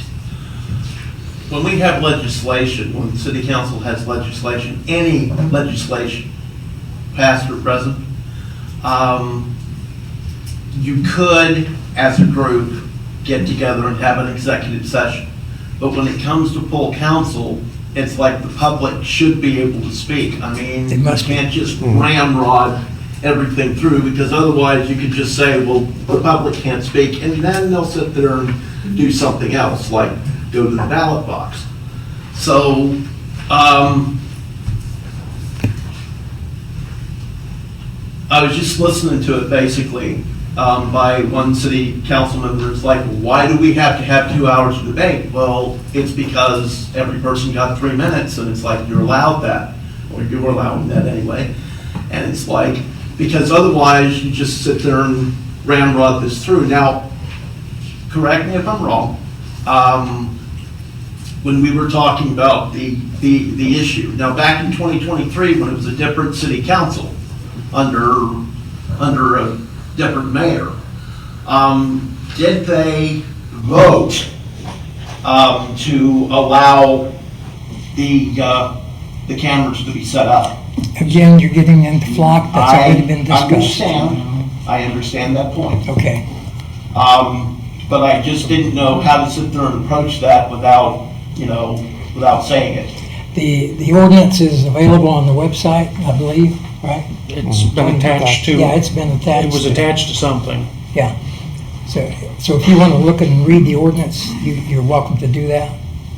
About the present ordinance that we're looking at now, correct? But did the The old, 2023 ordinance is available for you to look at. There's a link to it. I believe so. I can get you a copy if you want one. I'll come in contact with you probably in the next couple of days. I'm just kind of busy now. Thank you. Thank you. Thank you. Mr. Townsend. Hello, Townsend, 3634 Harding Highway West. So any future debates or anything considerations that you all may take on council, it's always nice to have tools to do anything in life. And tools are always handy, as you just said, and many times they're considered constitutional, as the police chief and the sheriff has said about certain other tools. Let's remember, a handy tool that we used to have often in America was a slave. You could own one, you could own two, you could own 300 or 400, and the Supreme Court supported it. So don't stand on that crap. Thank you. Ms. Craig? Hey, we've got 365 Silver Street. Speaking of all the city ordinances, I was just wondering if we could get a link on the website to the city ordinances, because I swear sometimes I can find them and sometimes I cannot. There is a link on the website. Is there? We are still working on the recodifications. Okay. But I'm with you. the old ones are still up there. Like if I go to one that's on the agenda, I can get in there, but if I don't go through the agenda, I can't figure out how to do it. Exactly. So we're telling The people. codified ordinances are up there. I like when you attach something to an agenda. Are you talking about the individual signed ordinances? Yes, like what's already on the books. Like how can I go through those and look through them? If they're on the agenda, I'm only required to keep Right. a physical copy. Right, but I mean, so when I go to what you link to the agenda, I can get into where like all of the ordinances are, like I could find the 2023 ordinance, but to just try to find the 2023 ordinance, I can't. Like I can't go to the hyperlink with all of the or I'm missing it. I can't go to where all of the codified ordinances are. I can go in like under one and then kind of work my way backwards and get into the rest of We're them. talking about two different things. The codified ordinances are all of the laws. Right. We've got a big book. Like the 2023 ordinance when I think what you're talking about are the individual ordinances that they pass, including the appropriations and stuff, which aren't in the codified ordinances. I'm kind of more like looking for city laws, I guess, not like budget type stuff. Like Yeah, those are the codified ordinances. There should be a link on there. on the website. There should be. Okay. I think it's under council. Okay, so Zoe's not here, so I can't point her out. Find it.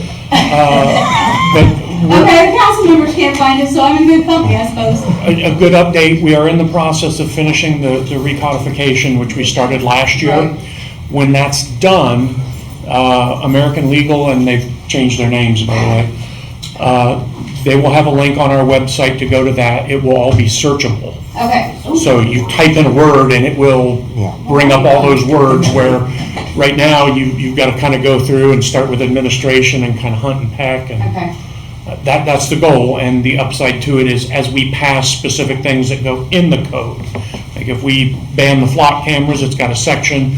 I send it to them and they put it right on the webpage, so it's there immediately instead of waiting 10 years for us to pay a god-awful amount of money to recodify. If I should not be able to do this, would it be okay to send you an email and just send me the link? Yeah. Thank you very much. Thank you. Anyone else have anything? Hearing nothing, meeting adjourned 8:13.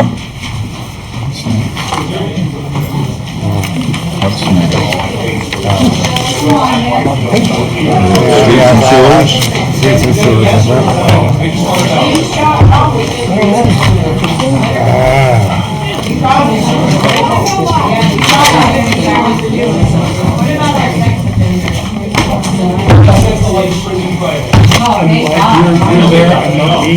I mean, be in trouble for saying things I don't want to say. Okay. Dane, how you doing?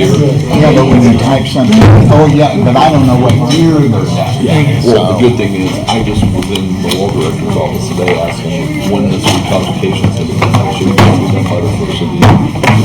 Bunch of search. You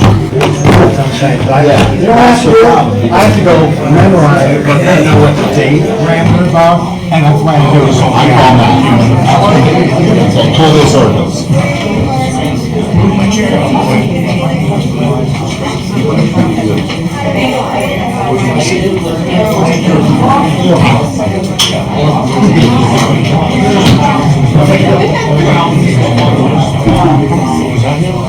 Yeah, he's back here.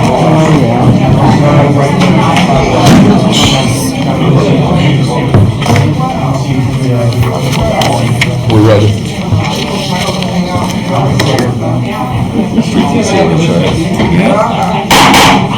All right, let's call to order the Streets and Sewers Committee at 8:15. Clerk, will you take roll? Mr. Barr. Present. Ms. Larkin. Present. Mr. Stevenson. Present. Okay, we have summary of proceedings. Has the committee had an opportunity to review? What are the wishes of the committee?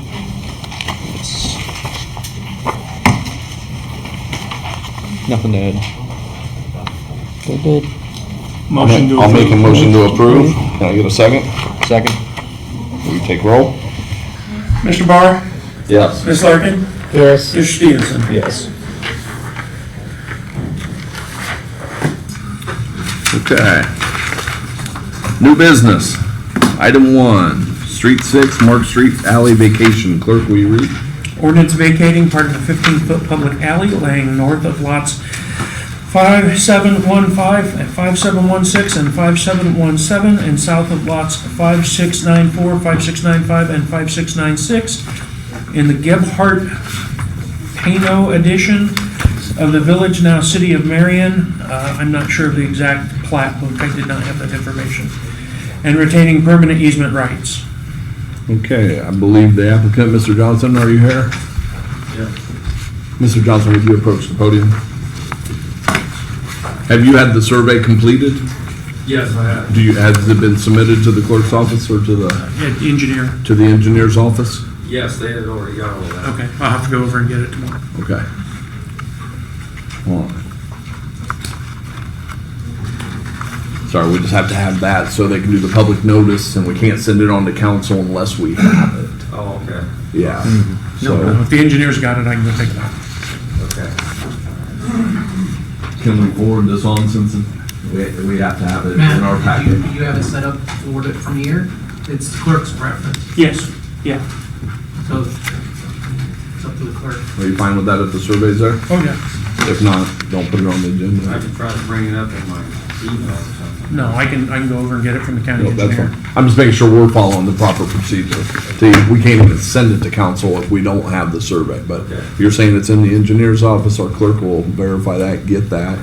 Yeah, they sent that information to me and Are there any questions from the committee? I just wanted to ask, how much traffic does that alleyway see? it doesn't see anything. Anything? It's Nothing at grown all? up, it's been grown up for several years. It's been over 36 years, since I've been there. I saw from the pictures, it looked like it was, pretty rough and worn down. Right. And I did have some vehicles back there in that area, but they've been cleaned out, took care of and everything, 'cause I did have a trencher and a backhoe back there in that area. And I've already done clean that part up.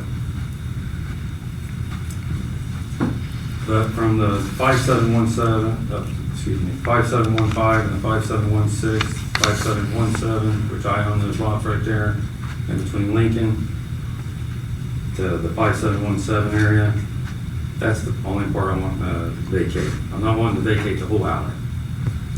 And then the 5694, 5695, which is abutting to my property, or to the alley. I already talked to the neighbor there. He wants the same thing as well. Now, the gentleman that owns 5696 and 5697, he is just now, just got this property, and now he is going to build a full barn on it, and I'm having a little issue with that part there. But he still has access from his street to get back there to his property. Or he can enter from Barnhart as well. But we've just been having a lot of issues with that situation. And I've been wanting to try to get it vacated, for a while, and now it's just coming to the point where, I have a lot of traffic in that area, people walking and doing other things, So it is being used, or it isn't? Walking. So foot traffic uses the public alley? There's some houses around there. Okay. Okay. Anything else from the committee? If not, I'll make a recommendation to send on to council with no recommendation. Okay. You have a, Contingent on the survey being added to the packet. Oh, you're just doing the survey? Okay. Did we get a say, have anything to say to council? Yeah, when I asked the audience if they have anything. Does it sound like you started to say you were going to vote before we did a chance? I made a motion. I can still get a second, and then I can take conversation. Thank you. Okay? Sorry. As far as the alley being used, it's not being used. Okay. Is there a second on that motion? I'll second. Okay. Okay. Anything else from the audience? You can have a seat. Yes, sir. Long way. Yes, sir. Terry Literal, 891 Gephardt Street. I bought this property, and it shows on the map that the alley is open. Okay? Then I went up and I got a building permit. And I asked Zach, is this alley open? He said, yes, it is. So I started building a garage that accesses from the alley. And he's wanting to shut it because I'm going to be driving back there. I understand, sir. And this doesn't mean this is going to pass in full council. All I did was make a recommendation, or no recommendation, to send this on to council with the survey, and then you'll have your opportunity in front of full council also if you want to dispute it. public hearing should be the We 14th. have to have 3 readings and a public hearing. So this is a process. It's going to take at least 6 more weeks. Oh, I realize that. Okay. I'd like to also say, I'm proud that he finally cleaned the public alley out that he's been blocking for years. Which lot are you building the garage on? Mind if I come up there? Yeah. Let me see. These two. Trying to see whose house that is. His lots are right here, Yeah, and his this is three, Adams yeah. over. So if you're Adams, I would I'm assume. here. Yeah, I am building right here. Yeah. Okay. And see, this stops here. Yeah. I have a garage already started here. I've got the footings in, I've got everything going on. So if you close this is going to cause me a serious problem. You see that? Yeah, And he says I can get through there, but I won't be able to, I can't even get to it from there. If you see right here, Put that line. I can't. You own those two. Yeah. Yeah, I own these two. Okay. But I can't get to this Okay. because this will be only 7.5 foot. Yeah. I see Well, that. again, the 3 of us on this committee can't make this full decision. We're sending it on to council. We can have this discussion. You can come up and express your opposition at all 3 meetings, or you're in favor of. Okay? But this is what's happened. There's a garage already here. I mean, We understand. And we also understand and have the recommendation of the planning commission. That was a 7-0 recommendation to reject. Okay? So we just want to send this on to council.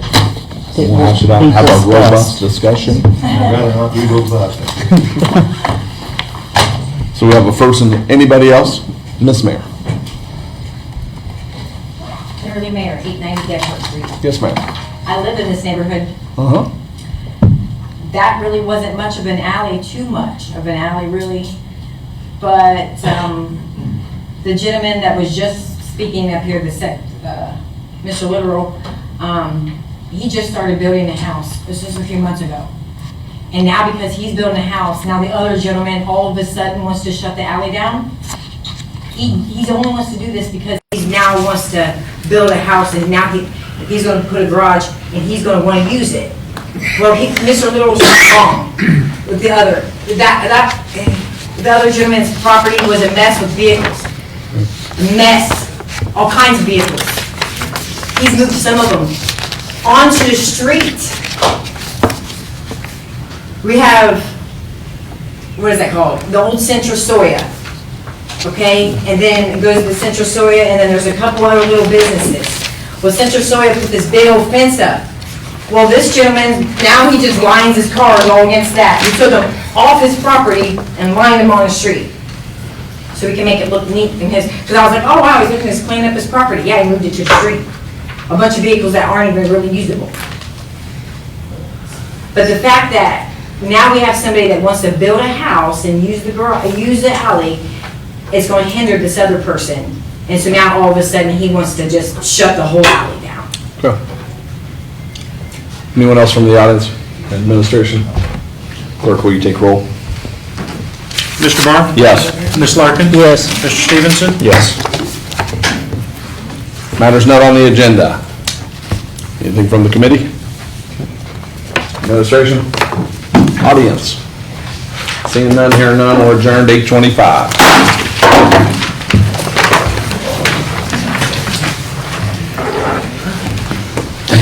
I'm on this one too. There's no escaping. Who's chair?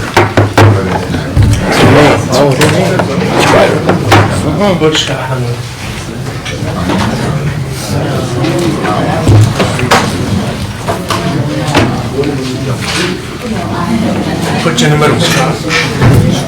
Hopefully you're okay with that. I'll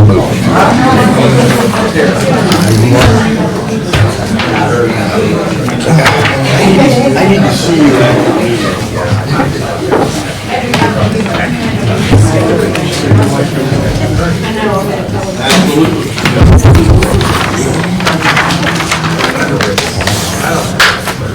Okay, it's ready?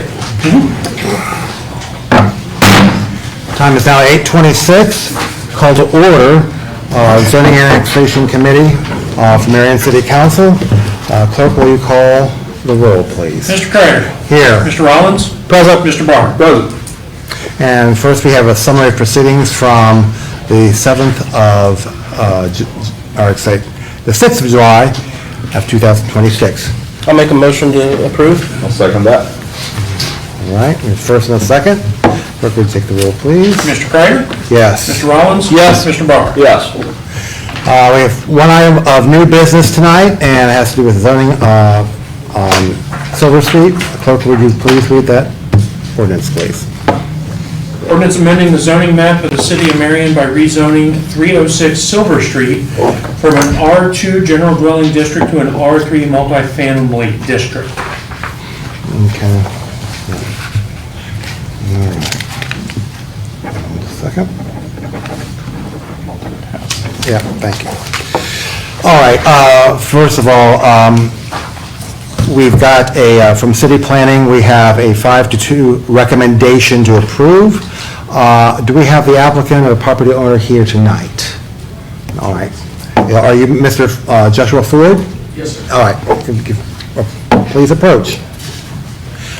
Just a correction, Marion is spelled wrong on that ordinance, so it's, yeah. So. Oh, no, that isn't. It's just right here, or for our agenda tonight, I guess it's what it is. It's just the agenda. Yes, so it's not just, all right. Now, I have, I guess what I want to say is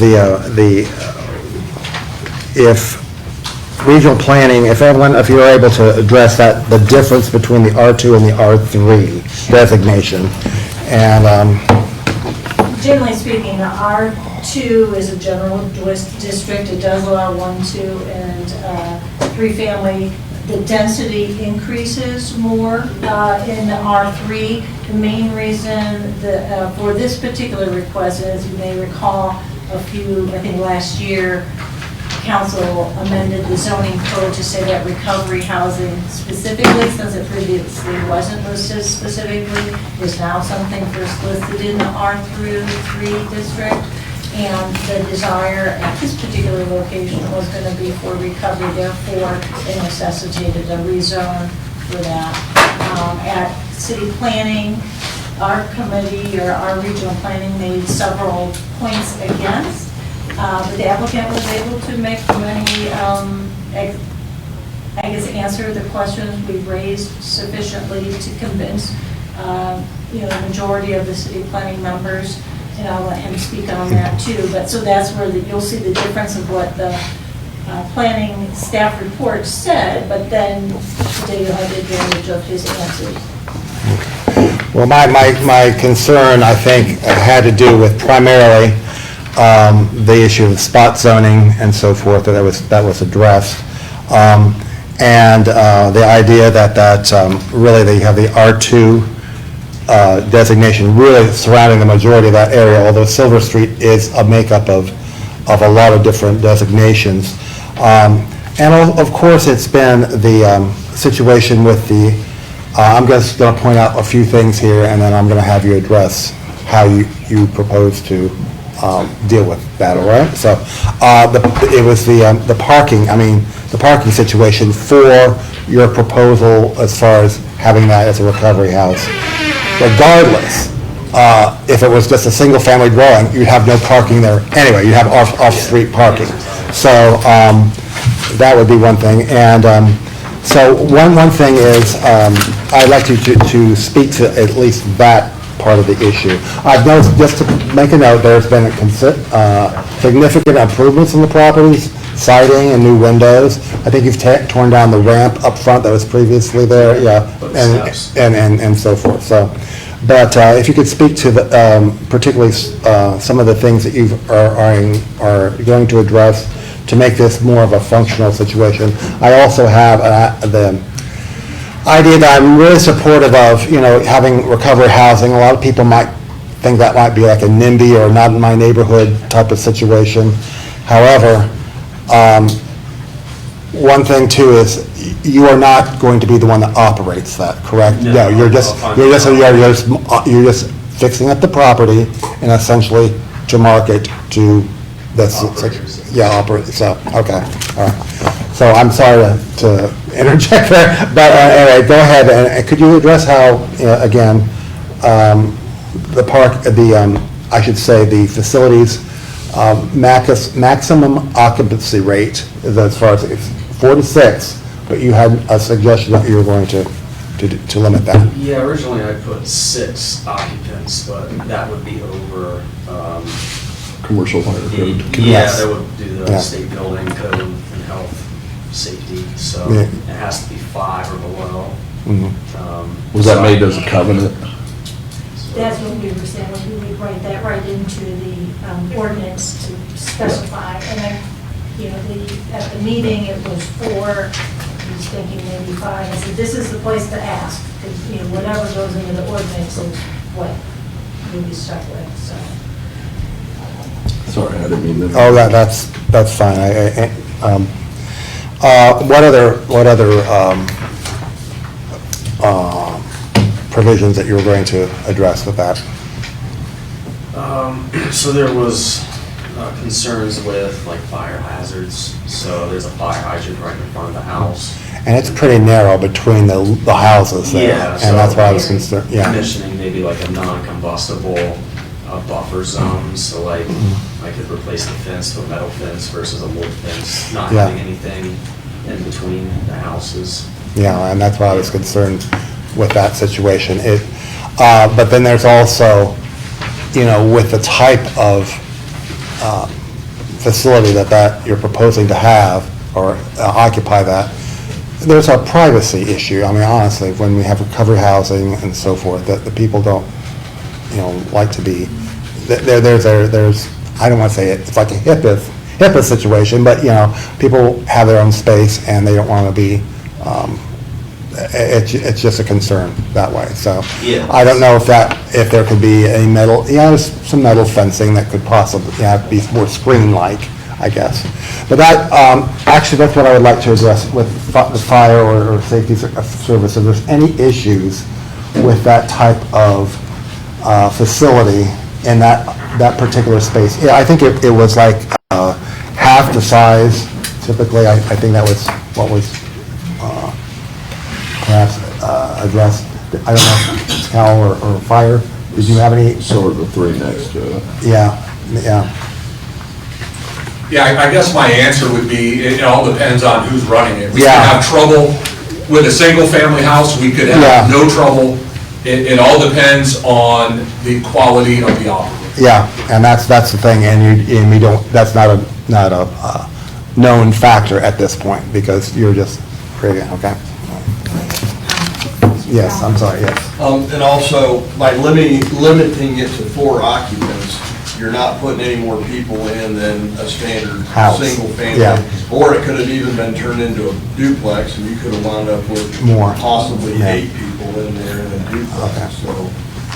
So that was one of the reasons I think we took a harder look at it on the committee, is that the density really isn't increasing by limiting it to 4 occupants. Yeah, because you could have, really, if you have 4 adults with, I don't know if in recovery they have vehicles and so forth and Not staff. typically. But not typically, yes, About 80% yeah, or probably have staffing, license or- yeah, staffing, yeah, okay, There'll usually be one person there as staff. okay. Yeah. All right. Does anybody else in the committee have any other comments here? Yeah, so I've heard 3 different numbers. I've heard 4 to 6, 4, and 5. What is the number? It's written right in. Yeah. Where? That's 4. Paragraph 3. Paragraph 3. Third, second whereas. Right. Occupancy will be limited to 4 persons. Yeah. Originally it was 6, and then Yeah. when I was looking at the state building code, health and all that, I lowered it to 4. And that's also what we requested on the committee. Yeah. Yes. So I was at the city planning meeting and stuff, and so those will be issued as covenants on a couple of these things. Will it be parking or cars limited per, or we're not, because there's a side street there that Right. it's usually wide open. Silver Street's pretty I congested, think the but biggest thing. the side street's was right just there. the number of Yeah. persons, I think, was the only one that they Yeah. really wanted to put into it as a Yep. covenant. Okay. Any other comments? All right. All right, there is an estimated date for a public hearing right now set at 9/14, September 14th of this year. I guess we'll move on to comments from the audience, please. All right. Thank you. Okay, all right, thank you. Hey, Craig? 365 Silver Street. This is my hood. I can stand on the front porch and actually see this property from my house, and I agree with you, it does look a whole lot nicer than it did. I am somewhat confused because my son did some mowing for a man, I believe he was from the Congo, who said he owned the property, and he seems to have been down there supervising the crews that are doing the rehabilitations.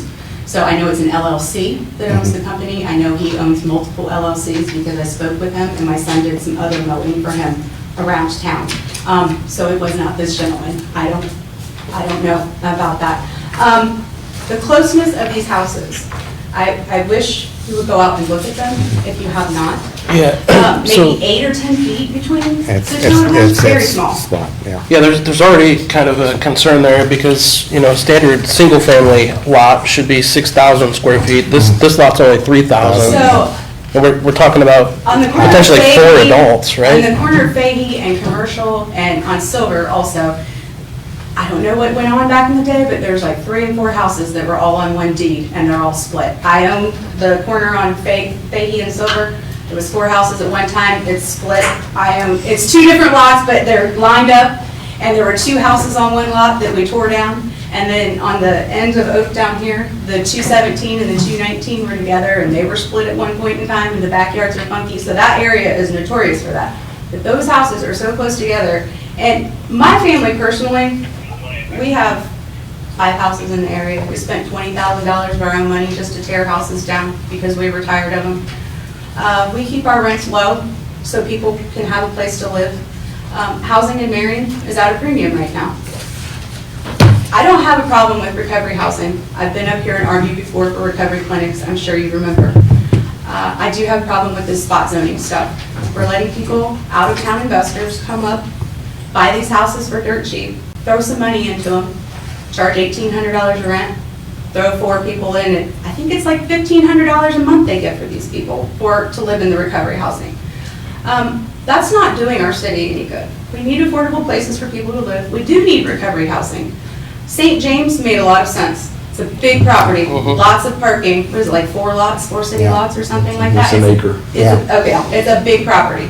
That made sense. You didn't hear me complain about that. And this isn't just because it's down the street from my house, because all of the 200, a lot of the silver between Prospect and Oak is already recovery housing.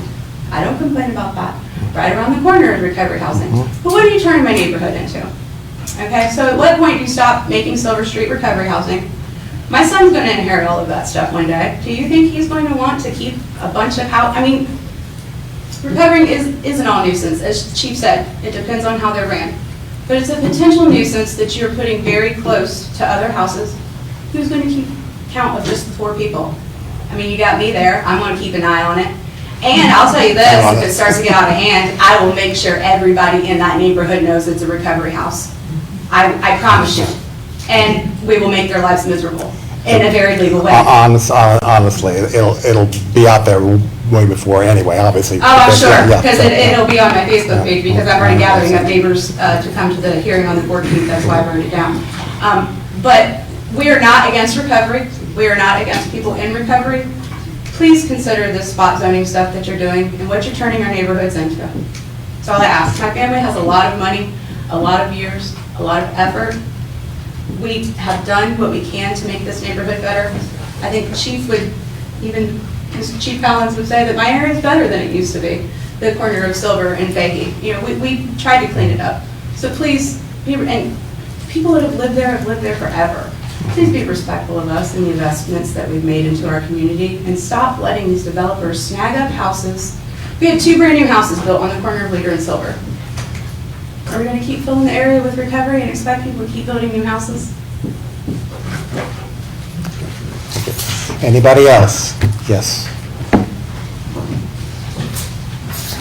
Nathan Stevenson, 4th Ward. I just had a constituent come and speak to me about, he lives over on Silver, and speak to me also about the parking situation, that he was concerned about the number of vehicles, and also about the rent prices that the LLC there charges for similar properties around town. So. All right, thank you. All right. Right. Naomi Craig, 365 Silver Street. So the man that I did deal with about the mowing, he was bragging about a duplex that he had on Mary Street that he had redone and was getting $1,300 a side out of. Now, it actually offended me when he was saying that, because I get $800 a side out of my duplexes. But that's what we're bringing to Marion when we're doing this spot zoning stuff. Thank you. Is there anybody else for any comments, please? All right. All right, to wishes of the committee. I'll make a motion to send on to council with no recommendation. Do I have a second? I'll second that. All right. Clerk, will you take the roll, please? Mr. Kreider? Yes. Mr. Rollins? No. Mr. Barr? Yes. All right. Are there any other matters that pertain to zoning that are not on the agenda that you would like to speak about tonight? Okay. Hearing nothing, we are adjourned at 8:22. Pass the gavel down there. Oh, Aaron. All righty.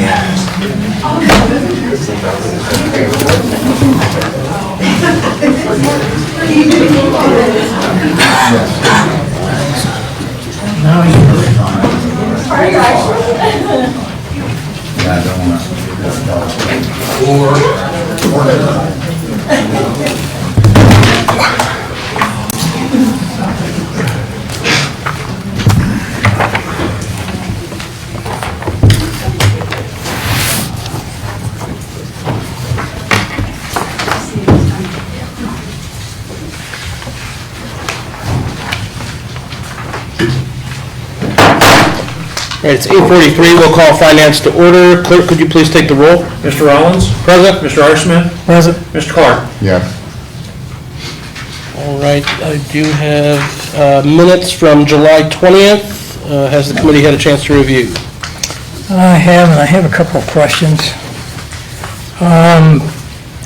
Old business item 1, under 2022 and 2023, we have Clark, Schauber, and Hackett, and unless Mr. Schauber is taking a new job, I think that should be Schaefer.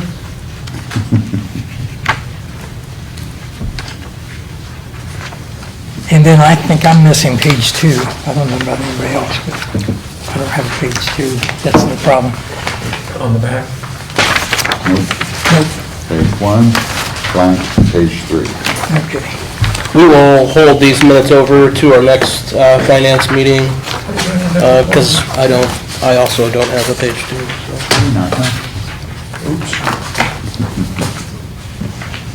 So we will move on to old business. Audits, so 2022, 23, 24, 25 audits, and our reconciliation process. Any updates from the auditor's office or treasurer's office? Nothing from the last meeting, unless there's stuff. I may have one. Go ahead, Mayor. I have just recently today, just 5 o'clock this afternoon, spoke with Brian Mosier from Clerk Schaefer Hackett. He anticipates being completely done with 2022 by the end of August. Right now, we have the information for 23 that Chelsea is reviewing, and I spoke with him about her forwarding him that information. They'll start it before they even finish 22 with the stuff they can do. And then they would hope to have that done by the end of September. Reconciliations are complete for 23? Reconciliations are done for 22, they're done for 23. We haven't sent Ron the information for 24 yet. We wanted to make sure that Clerk Schaefer Hackett was getting everything they needed from Ron, and it appears that they are. So in the very near future, we'll send Ron 2024 so he can get started on that. And 25. Great. Questions from committee? None for me.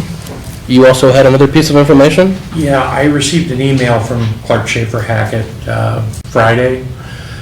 They had apparently sent the previous auditor a request for council minutes from 22, 23, 24 to help with the reconciliations. That was never forwarded to me. They now have digital access to the minutes from council. Apparently they are reviewing appropriations and what was passed and what was said so that they can do the reconciliation. So I'm assuming somewhere along the line, not having that might have been part of the problem. They were slowing things down. And I just... It would be to do the audit, not the reconciliation. I wanted you to know that it came in and it's moved on. Very good. Come forward, state your name and address, please. Tom Barr, First Ward. Did I hear you say you're definitely going 24, 25 going with better? Or I thought we were considering maybe a bigger change because there's much more work to be done for 24, 25 because Veritas didn't touch any of that. We were considering that, and no final decision has been made. Okay. Until I speak with Vidya and the others, because we just had that conversation today, because I wanted to make sure they were getting what they needed to get. But 24 and 25 will be a lot heavier lift than 22 and 23. But Brian Mosier felt that Ron was capable of doing that also. So being that he's already done 22 and 23. Hopefully no more surgeries. Yeah. So not yet. Okay. Thank you. Any other questions, comments from public? All right, seeing none, we're going to move on to item number 2, penalties and appeals. I guess I will open it up to the same folks. Any new updates regarding penalties and appeals? No new correspondence regarding new penalties or appeals or fines? Questions from committee? None. Questions from the public? Seeing none, we will move on to new business. First item of business, SVPPBCS. Clerk, could you please read? I received a call from Ms. Brown this afternoon. Oh, this is the one that we were... She asked that this be pulled. Buckeye Community School has opted to apply for this grant on their own. Okay. Very good. So we will move on to item number 4, SCMR fund. Clerk, could you please read? Ordinance requesting additional appropriations to the SCMR fund in the below listed line items for the year ending December 31st, 2024. All right. This is just a normal standing item for bond payments for work done within the city. Is there anything you'd like to add? No? I did add, I think, oh, no, it's the next ordinance, never mind. Okay. There's nothing to add on this one. Questions from committee? No. Questions from public? I will make a motion to send this on to council with a recommendation to approve. I'll second. Clerk, could you please take the roll? Mr. Rollins? Yes? Mr. R. Smith? Yes. Mr. Clark? Yes. Item number 5, building department appropriation. Clerk, could you please read? Ordinance requesting additional appropriations from the program revenues received for the Commercial Building Code Department for the fiscal year ending December 31st, 2026. All right, this comes to us from the Office of Management and Budget. This is an additional appropriation for the commercial building department. You said you did have some additional details. Well, I normally give you guys a handout for this one. And then this one, I think I was asked to add back in the new world balance to the ordinance, so we do that. Okay. Thank you.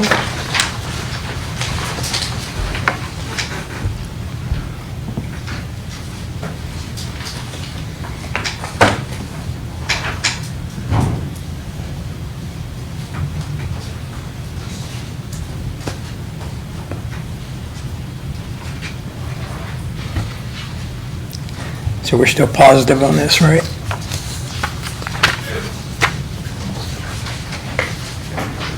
We brought in, looks like $12,910.64 in revenue.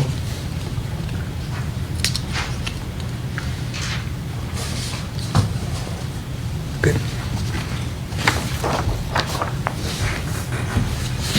Any questions from public? I'll make a motion, we move this to full council, recommendation to approve. Second.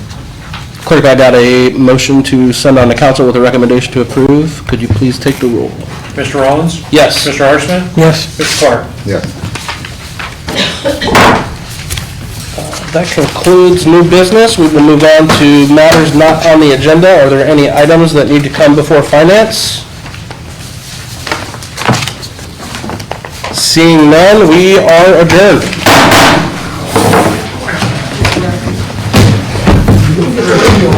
I'll see you